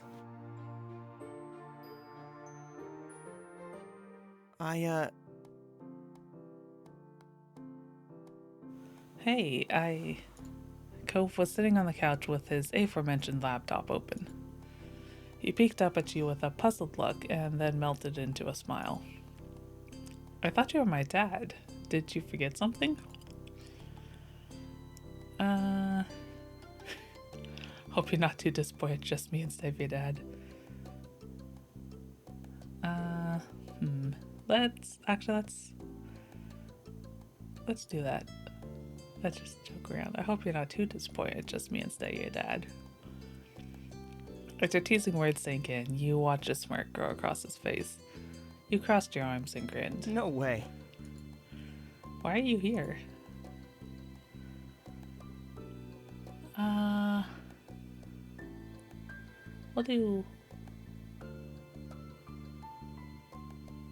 Let's do lightheartedly ask Cove about his searching. Can we talk? Nothing awful, it's just a thing. Okay. Cove closed his laptop and lay down on the couch cushion next to him. He got up, shuffled past the coffee table, and stopped right in front of you. Is everything alright? Yeah, just... What's going on, Cove? I was talking to your dad, and he's been noticing some stuff. Apparently you've been obsessively looking up how to make someone happy. Is there a reason for that? He noticed that? Are you mad? No, I guess I really was distracted. I didn't think people around would actually be paying attention or taking note of things. He chuckled awkwardly at himself. Cove, will you tell me why you feel like doing that so much? June. Cove looked at you with large, earnest eyes. I did it because I want to make you happy. That's not what that says. I did it because I want you to be happy.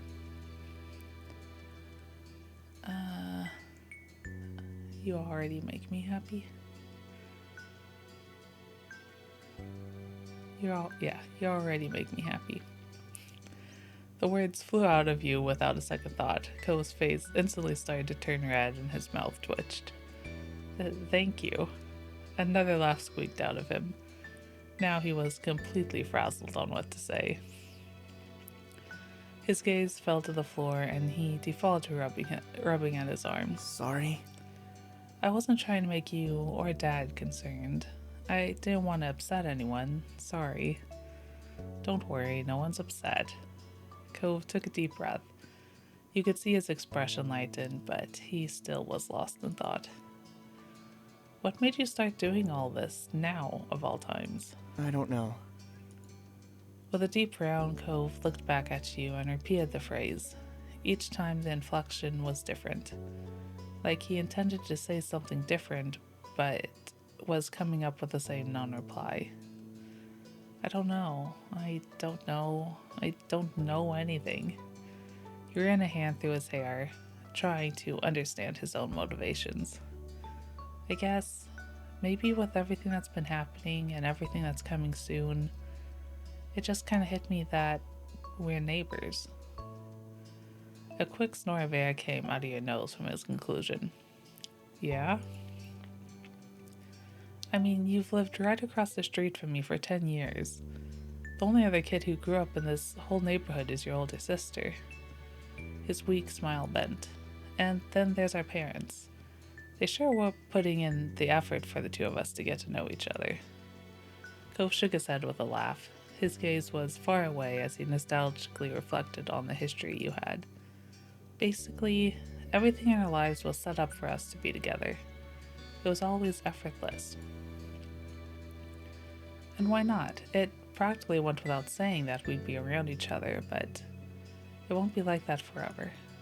Our parents can't always be there to arrange things. We can't live in the little world of the street forever. Do I even know how to make it work when I don't have every advantage possible? I've made you happy in the past, but could I keep doing it? What even is that? What even is it that I do that makes you happy? Aw, baby. Cove started to run a hand through his hair again, but he stopped partway through. He looked at you earnestly. It was like breathing. When you're just going through life, you do what you do. When you're just going through life, you do what you're doing without even thinking. And then something reminds you that you're breathing, and you become way more conscious of it. Being with you is the same.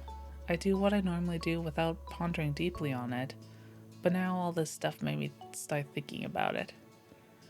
Okay, that's actually a really good way to describe it. Yeah, it's like, like when you think about breathing and then it just is weird. You can't stop thinking about it.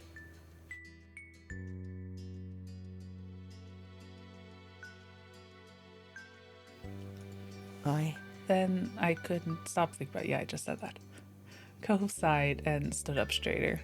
His eyes watched you softly, and you felt a surge of warmth in your chest. June, I love you. Hey, Detroit's welcome in. How you doing? I felt like I needed to try harder, to make an effort. For you, for the relationship we had, I had to, and, well, that's what I did. Or, I had to, and, well, that's what I did. Cove scratched at the back of his neck. He looked sheepish now. It seemed like such a good idea in my head. It made complete sense, but maybe it was dumb. It wasn't dumb.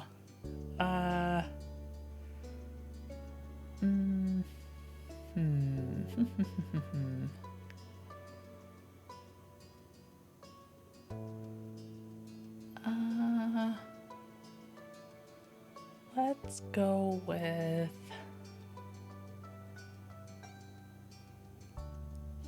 do we hug him or kiss him? I don't know, I'm feeling a hug. We're gonna throw our arms around and hug him. Crashing into Cove, you wrapped your arms tightly around him and buried your face in his neck. You nearly knocked the air out of his lungs moving so fast, but Cove soon recovered and held you back. You stepped back. You took a deep breath. Cove shifted how he was standing and watched you bashfully.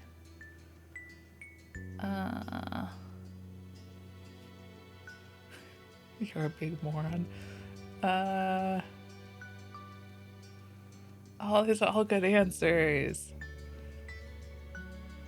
Bum bum bum.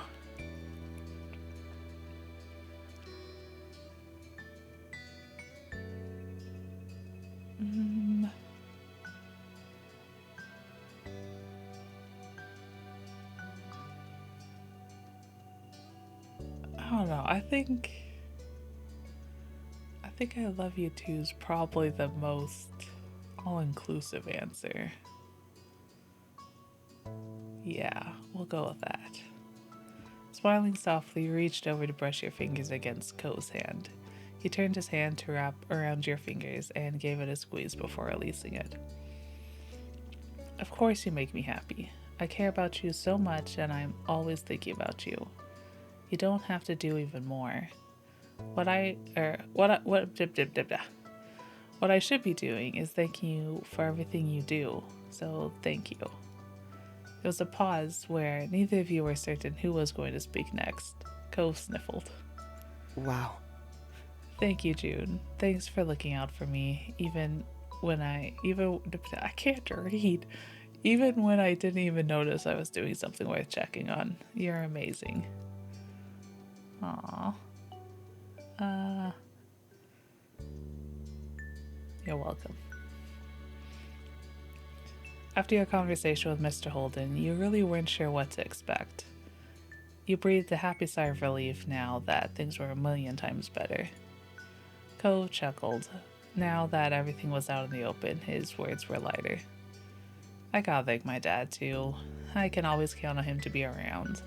I have such good people in my life.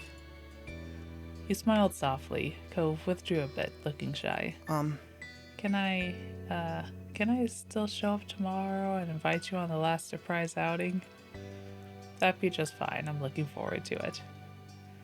You knew that you were smiling like an idiot, but honestly, you didn't mind that too much. Spending time with Cove was the easiest thing to you, and the feeling was mutual. Cove watched you with earnest eyes. He simply wanted to spend time having fun with you. I can't wait. Cove leaned over and kissed you easily. As your lips parted, you saw that his were curled in a smile. He wrapped his arms around you and tucked you in close. You're really nice. Your lips gladly met his once more. Cove smelled good, like a heady mixture of fresh citrus and sea breeze. That sounds nice. You'd mutually ensnared each other with a kiss, unwilling to let it end until Cove abruptly glanced around as if he was seeing the location for the first time. He ducked his head, bashfully peering at you out of the corner of his eyes. We're kind of in the middle of the living room. He mumbled the words, his grip on you tightening. My dad might come in soon, but, my room's right over there, so maybe we could go there if you wanted to.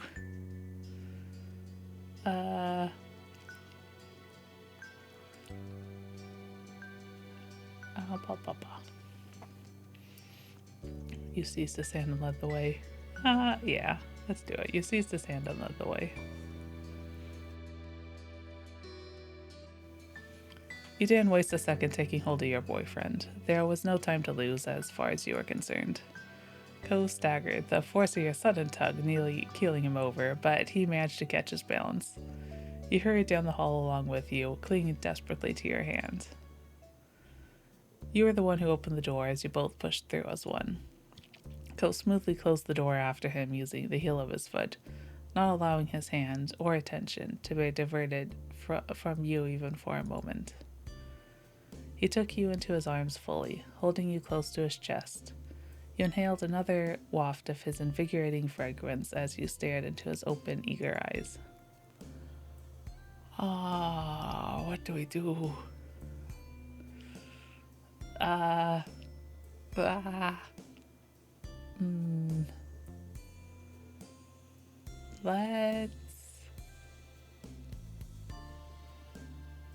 Let's do... Kissed him lightly over and over. You sprinkled Cove's mouth with short kisses, always coming back for more. Cove responded in kind each time, arcing into your touch. The tease of getting only a brief connection seemed to make him crave you even more. His hands roamed up and down your back, memorizing the outline of your body. It spurred you on, the gap of time between each kiss shrinking until it was nearly as quick as the kisses themselves.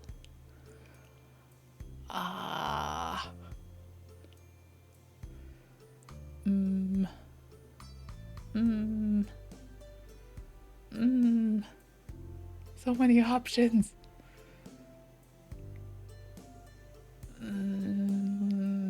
Let's go with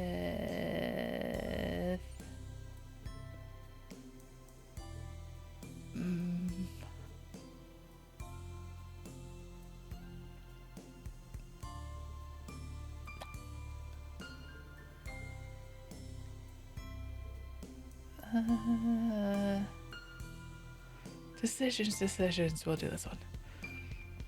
Reaching down, your hand. Look at that face. It's a very cute face. Reaching down, you ran a hand along his thigh. He tensed, then gave you a wobbly smile, as if feeling bad about how much he was impacted by the sensation. As you continued to stroke your hand along his leg, he bit his lips, eyes fluttering closed. He was far more accepting of it now than when you'd snuck it on him at the charity dinner. Given how blissed out he looked with each stroke, you gained a new understanding of just why that was. Cove was so open, he couldn't hide a reaction like this, even if you were in public. Aww.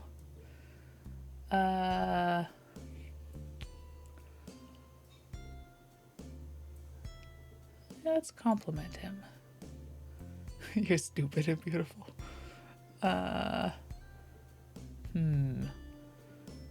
You're beautiful or you're perfect?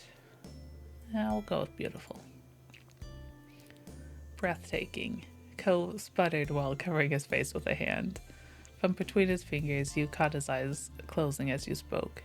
Your words of praise rendering him unable to look at you directly. But you could also see a smile spread wider with every syllable you uttered. He squeaked with delight, unable to construct a sentence or even form a single word. You grinned at his reaction. I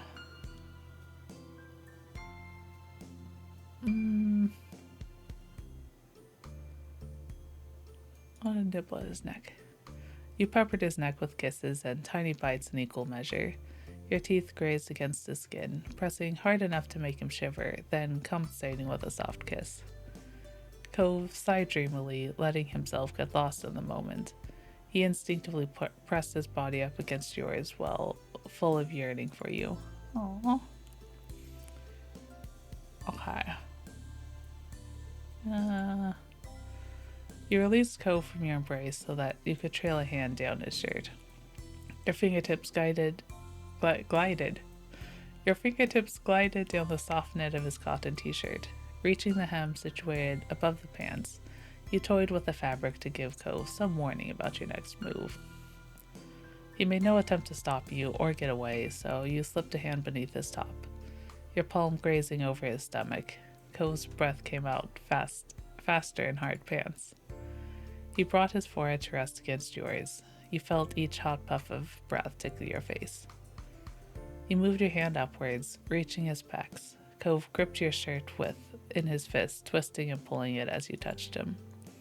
He mumbled something, even with your face so near his, close enough that you could count every tiny eyelash. You couldn't make out anything resembling a word. You translated instead based on the tone. He was enjoying it. Your hand roamed, your fingers rising and falling across the grooves of his chest, occasionally squeezing tight muscles to watch Cove's trembling reaction. As you finally retrieved your hand from under his shirt, he let out another heavy breath. I'm gonna kiss him. You pressed your mouth against Cove's, holding it there in a longing kiss. It was only when the need for air became too much that you finally broke apart. Cove inhaled rapidly, then leaned in again. This time, he gently slid the tip of his tongue against your lower lip. Startled, you let out a tiny exclamation of surprise. Was that alright?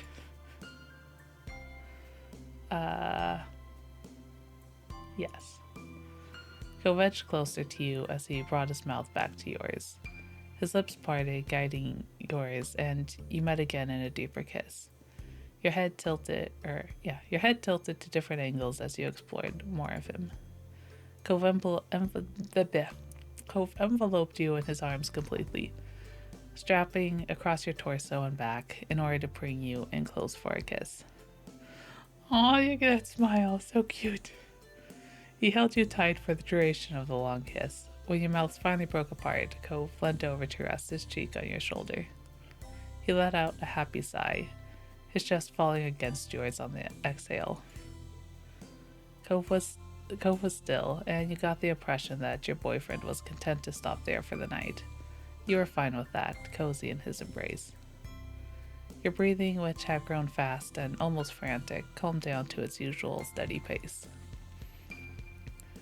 After a while, Cove straightened up and unlocked his arms. He looked away from you bashfully. He cleared his throat, trying to regain some control over the situation.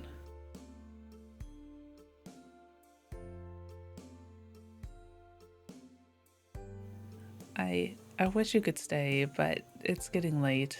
You need to head home. You need to head home and get some rest. He looked at you, attempting to feign an innocent expression. I mean, what if something just happened to happen tomorrow? Oh yeah, I forgot we have a date tomorrow. You had to laugh. Cove cracked a smile, acknowledging his poor attempt at subterfuge.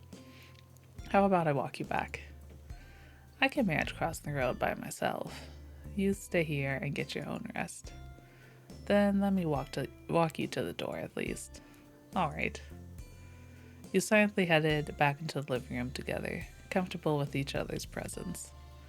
You stopped at the front door. Good night, June. His voice was soft, like a comforter you just want to wrap around yourself forever. But Cove was right. You had to go for today.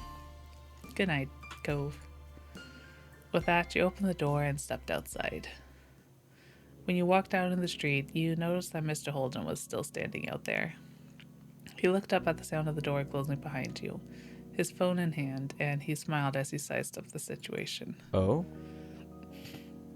You were in there a while. I hope that's good news.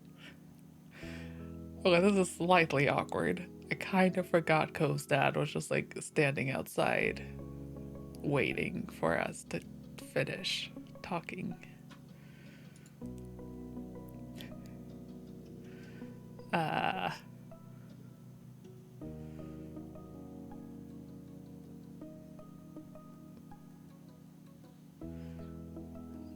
Let's see, I got it all taken care of.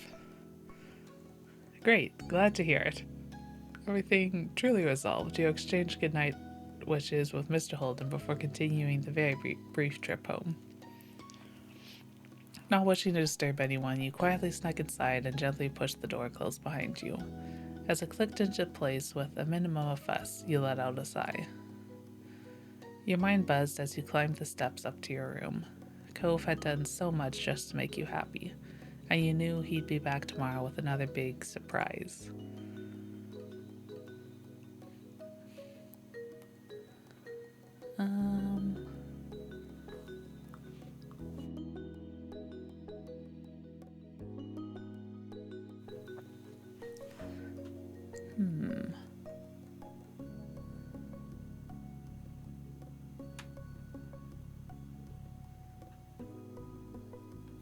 Do we want to change plans? I definitely need to give him a gift. Do we want to make a change of plans? I mean, I kind of do, because honestly, I don't really want to go ice skating. I've been ice skating, but I didn't have much luck with roller skating, so I can't believe ice skating would be much better.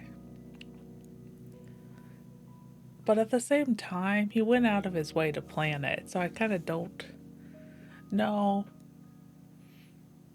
But I also don't want him feeling like he has to do everything.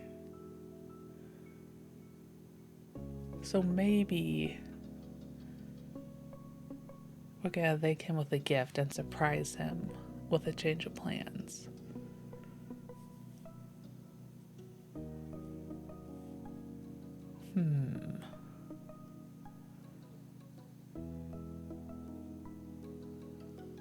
But if he really wants to go ice skating, but if he's just, no, we're gonna,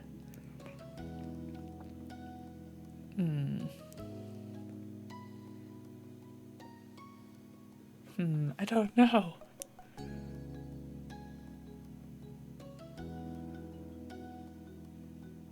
No, he's done 2 days. Let's go ahead and turn it back on him and return the favor. Resolved enough was enough. You're gonna thank him with a gift and surprise him with a change of plans.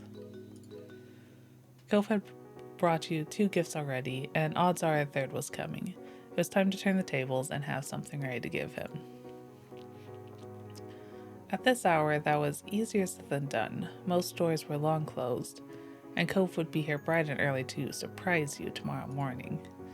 That ruled out purchasing a gift the way that he'd done for you. Luckily, you'd known Cove long enough to see a solution to this problem. Your neighbor was always Your neighbor was always a happy boy when he was given food. You were sure you could rustle up something fitting that description out of the kitchen one way or another. Feeling invigorated, you spun around and sped back downstairs. It was time to put your plan into action.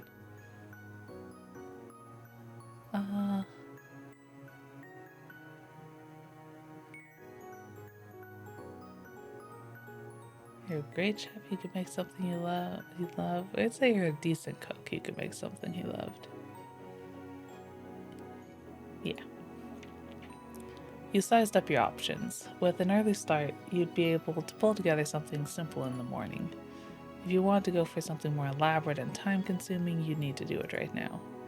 There's also the option of rallying the troops. Your moms knew how to cook wonderfully, and you could easily persuade them to give you a hand with this. No, we're doing it alone. I don't need mom's help for giving our boyfriend a gift. It was for the best. Okay. Cinnamon rolls? Should we make cinnamon rolls for the cinnamon roll? Banana peanut butter and honey sandwiches? Homemade fudge. We're making him homemade fudge.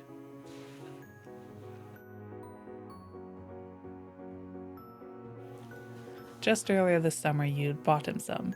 He'd been ecstatic with the gift. You could only imagine how delighted he'd be with some that you'd gone to the trouble of making yourself. There was no time like the present. You found a suitable recipe and got distracted.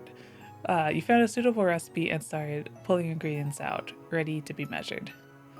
Once you had everything you needed lined up and ready for attention, you began working through the steps.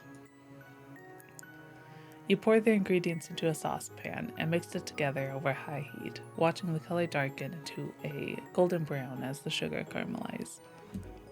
Ow. Don't mind me hitting stuff.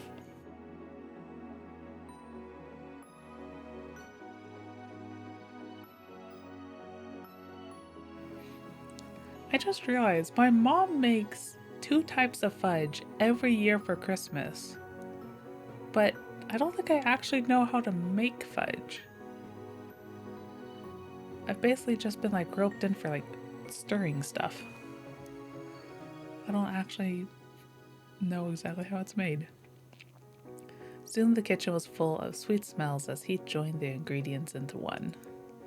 As you waited for it to reach the right temperature, your mind continually drifted back to that trip to the farmer's market. You recalled the hustle and bustle of all the stalls, and the way you and your very familiar neighbor ended the day with mutual gifts in hand. You chuckled, imagining how there was likely going to be a similar situation tomorrow. Eventually, the striking red line on the thermometer brought you back to the present. Luckily, you didn't let it go too far. It was time.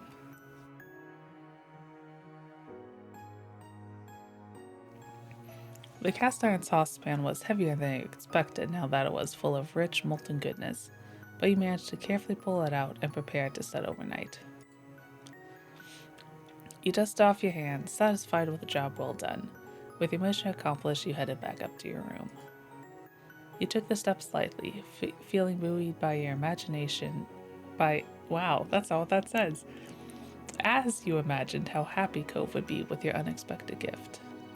Cove's plan was extremely thoughtful, just like him, but you couldn't let him be the only one concocting schemes. With his attention diverted on his own surprise, it was the perfect opportunity for one of your own. He'd never see it coming. That didn't mean that thinking up something was going to be easy. You wouldn't want to do anything that might risk making him uncomfortable, or a random activity just for the sake of doing something new. It needed to be something he'd actually want to do. You thought about Cove. The obvious destination was the beach. He never got tired of the sea, no matter how many hours he spent with it. And while there were many beaches in California, and you knew he'd be happy with any of them, a trip to the shore wouldn't quite cut it this time. After all, you'd both still inevitably wind up doing the same things you always loved to do at the beach, and the time would pass in much the same way as it would if you were still in your hometown. You wanted this plan to be something special. Luckily, as much as Cove associated himself with the ocean, you were one of the few people who knew that there was another, quite different type of location that he treasured. Surprising him with a trip to somewhere else with that element was absolutely the kind of moment he'd cherish forever. Pulling up a browser on your phone, you searched the phrase sunset bird white poppy field. Smiling to yourself, you settled down and began the hunt for the perfect spot. Cove was working so hard to make you happy. You dearly wanted your partner to be happy too. You could only hope your efforts would work as well for him as his plans were working for you. You were up early the next day, ready and waiting for Cove's inevitable appearance. Your ears were perked, listening for the doorbell, but instead what you heard was a familiar rapping on the window pane. Oh, you came from the window, it's so cute.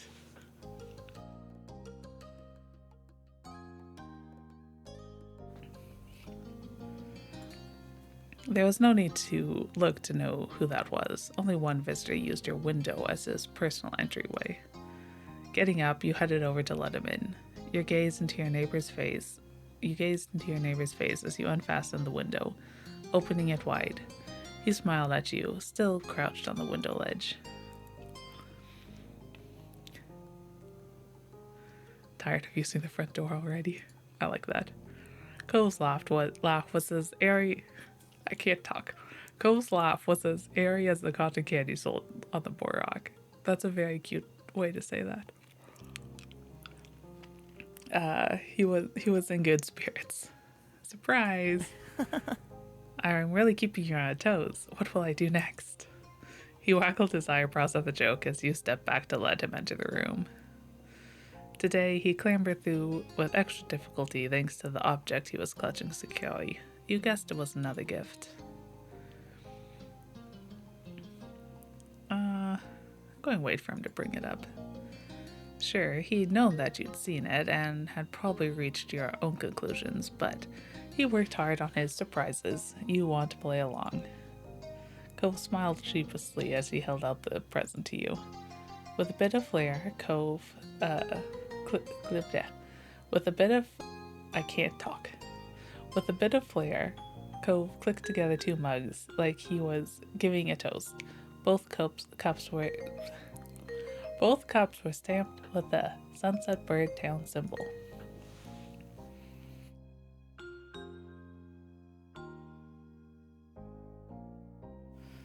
One for you and one for me. I thought it'd be pretty fitting considering how big of an impact this town has had on us.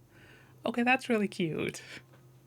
His eyes were trained on you and searching for your emotion on it. I hope you like it.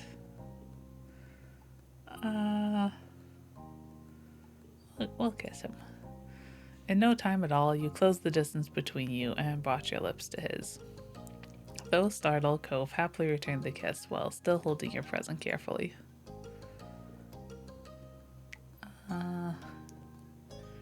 You're so cute. Thank you. I definitely like it. It means a lot to me.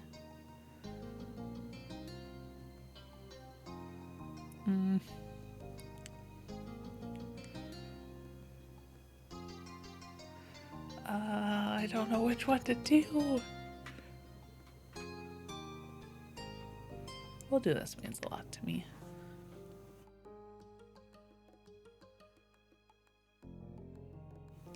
Then you accepted the thoughtful present in your own grasp. Only once he transferred ownership and cemented it with your approval did Cove straighten up and pull himself together. Well... Okay, well, would it be alright for me to take you out today? We could, I don't know, go ice skating?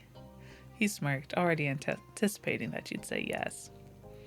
You smiled to yourself, wondering how to break the counter surprise to Cove.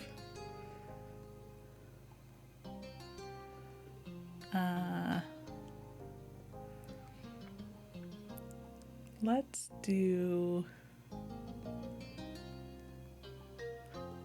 let's do grinning, you shook your head. Huh? A beat passed, as if Cove was waiting for a punchline that didn't come. He tilted his head, nonplussed by your declaration. There's somewhere else I'd like to go today. Would you come with me?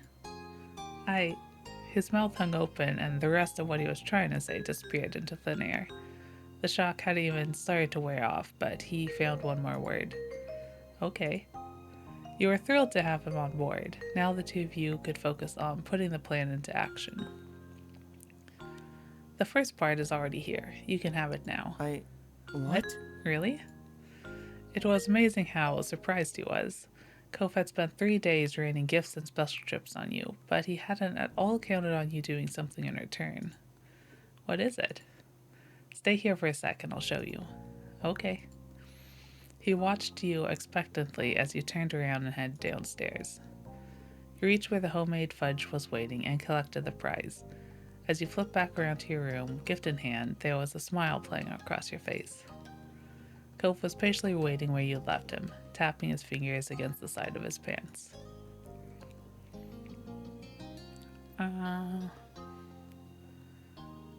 We'll do surprise. He looked curiously, barely believing that you'd gone to the effort to select a present for him at such short notice. You handed the gift over for his inspection. His eyes widened as he saw the treat. I whipped this up just for you. It's fudge. You got me more fudge? His eyes were shining as he took the box. Wait, you made me more fudge? He dove in at once, grabbing a slab and taking a couple big bites. A happy exhale escaped his nose as he munched away. Oh, it's so cute. Do you like it? I could take a guess, but it'd be nice to know for sure. Cove kept chewing, gesturing apologetically to his occupied mouth. Finally, after what felt like an age, he swallowed.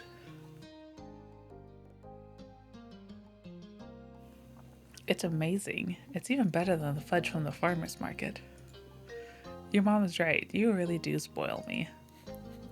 You chuckled, recalling the way everyone had ganged up on you in Cove that day. But you couldn't deny the charges. How could you not spoil a guy like this? Cove wiped his mouth with the back of his hand, now a little calmer after the initial burst of excitement. His feelings instead settled into an easy, warm affection. It's nice. Thank you for this. It's so nice of you.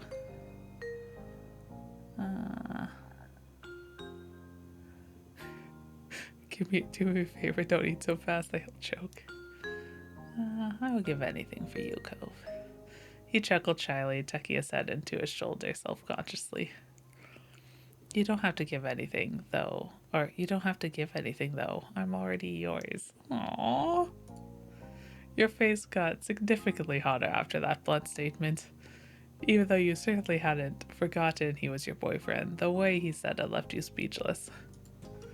His features softened, and you felt like you were being thoroughly appreciated. The food you gave was also getting its due attention. He'd already gone in for a second serving. You couldn't blame his indulgence. That said, the amount you'd given him was enough for several servings, far more than even Cove could usually finish at once. You made sure of it. But as he continued to devour it, you were starting to suspect that polishing it all off was the goal. In spite of the generous portion, he was willing to try and eat it all in order to show how much he liked the present.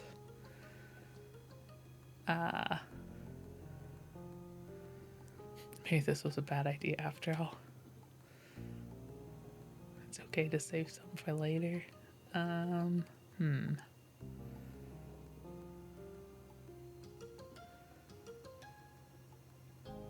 say it's okay to save some for later. You could tell that he wanted to show how taken he was with the gift, but you'd not presented it to him as a challenge to be overcome.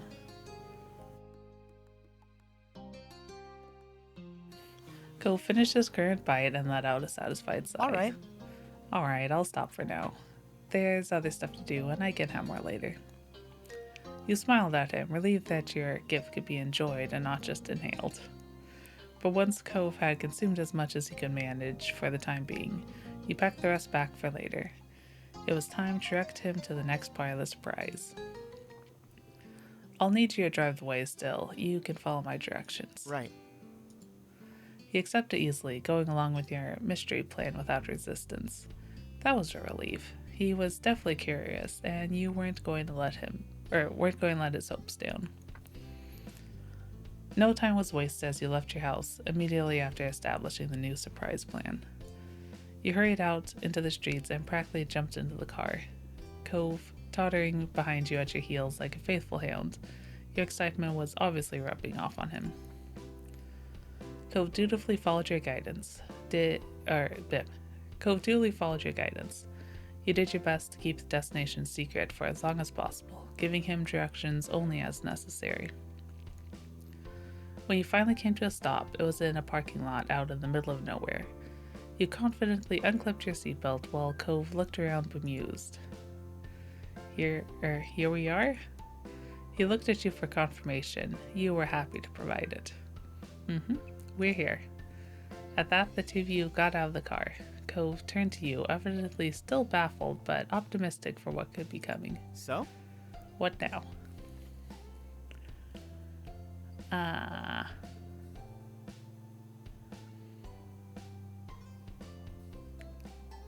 Cover your eyes, I'll lead you in the right direction. Whatever you say, June. He obliged by your orders as you got him into place. You appreciated how easily he was playing along. Cove clutched his hands tightly against his eyes, his fingers clamping together so closely not even a speck of light could pass through. He was taking this very seriously.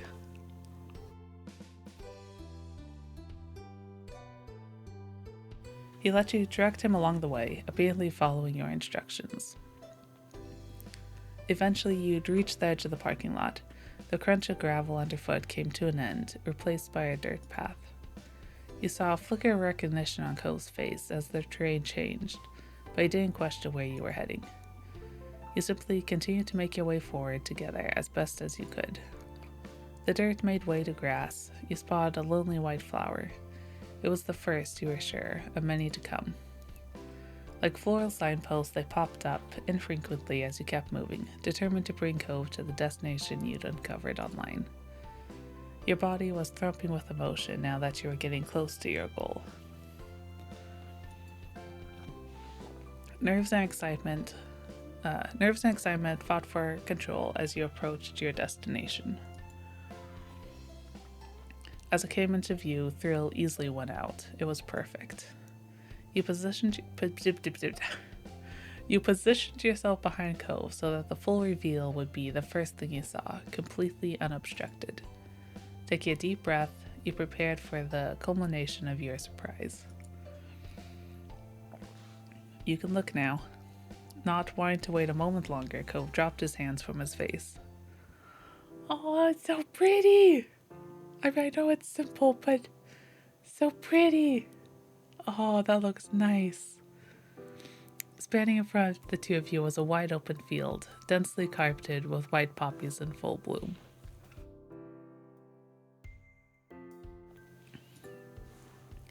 Hundreds upon hundreds of soft petals lightly bobbed in the comfortable breeze, as if waving to welcome you both. Cove had frozen in place. His jaw was slack, hanging open in amazement, as though he couldn't quite believe what he was seeing. You couldn't blame him.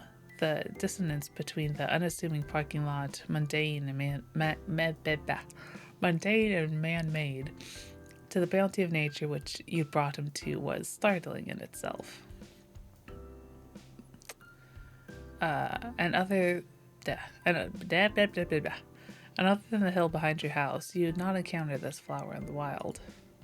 From Cove's perspective, to suddenly be greeted by a natural paradise tailored to him right down to his favorite flower must have been something he'd normally only get in a dream.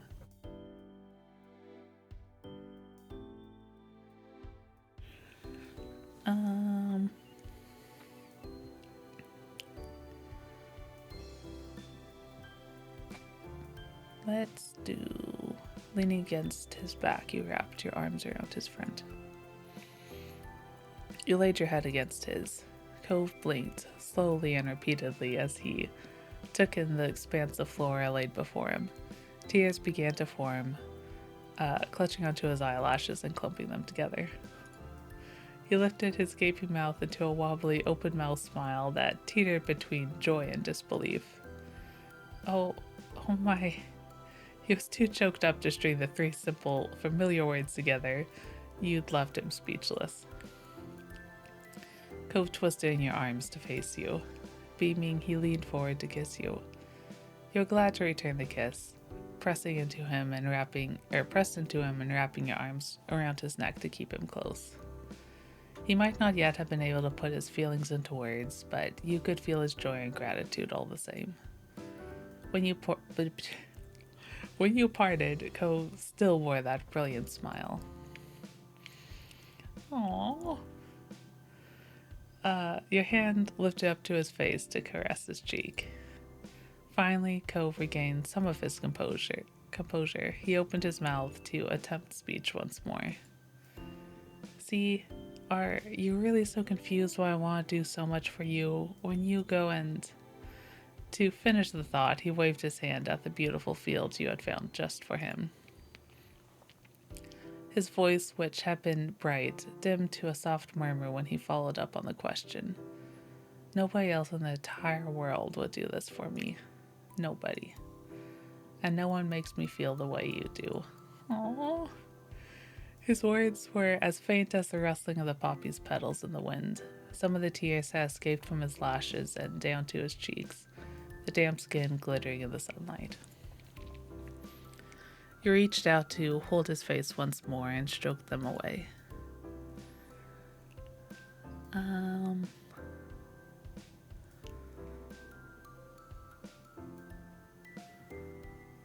You know what? Let's just go with I love you.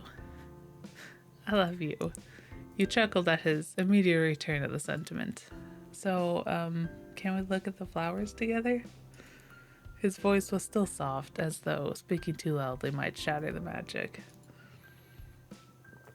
I'd be happy to. He giggled in a tiny, giddy way at that. June. Carefully, so as to disturb the natural peace as little as possible, you and Cove began to make your way through the field of flowers. Now that you'd reached the destination, there was nothing to hide. You could finally walk side by side once more, his hand in yours, eyes wide open to what was ahead. You really cherished taking the journeys as partners. With the conclusion of Cove's big plan and yours, you might have expected to feel a little wistful. It had been an exciting few days, but there was no need to yearn for what had gone. After all, you knew that the two of you would always find new ways to bring a smile to the other's face. It's what you both did, and you were looking forward to new surprises already. Oh, that was so good! Oh, that was precious. Ah, so good. Okay. Ah, so good. Okay, we're gonna go ahead and end stream here today. That was a good place to end. And a decent time. Shortish stream especially for playing this game. It hasn't even been 3 hours yet, but we're at a good stopping point, and I do have stuff I need to do, so yeah, let's jump over here. Alright, thank you all for stopping by. I hope you enjoyed it. I certainly did. I love this game so much. Yeah, so that's the last stream for this week. I'll have the schedule for next week posted sometime in the next couple days. Possibly tomorrow. I don't know. At some point. I have stuff going on tomorrow, so I'm not sure if it might be Sunday. We'll see how busy I am tomorrow. Anyways, thank you all for stopping by.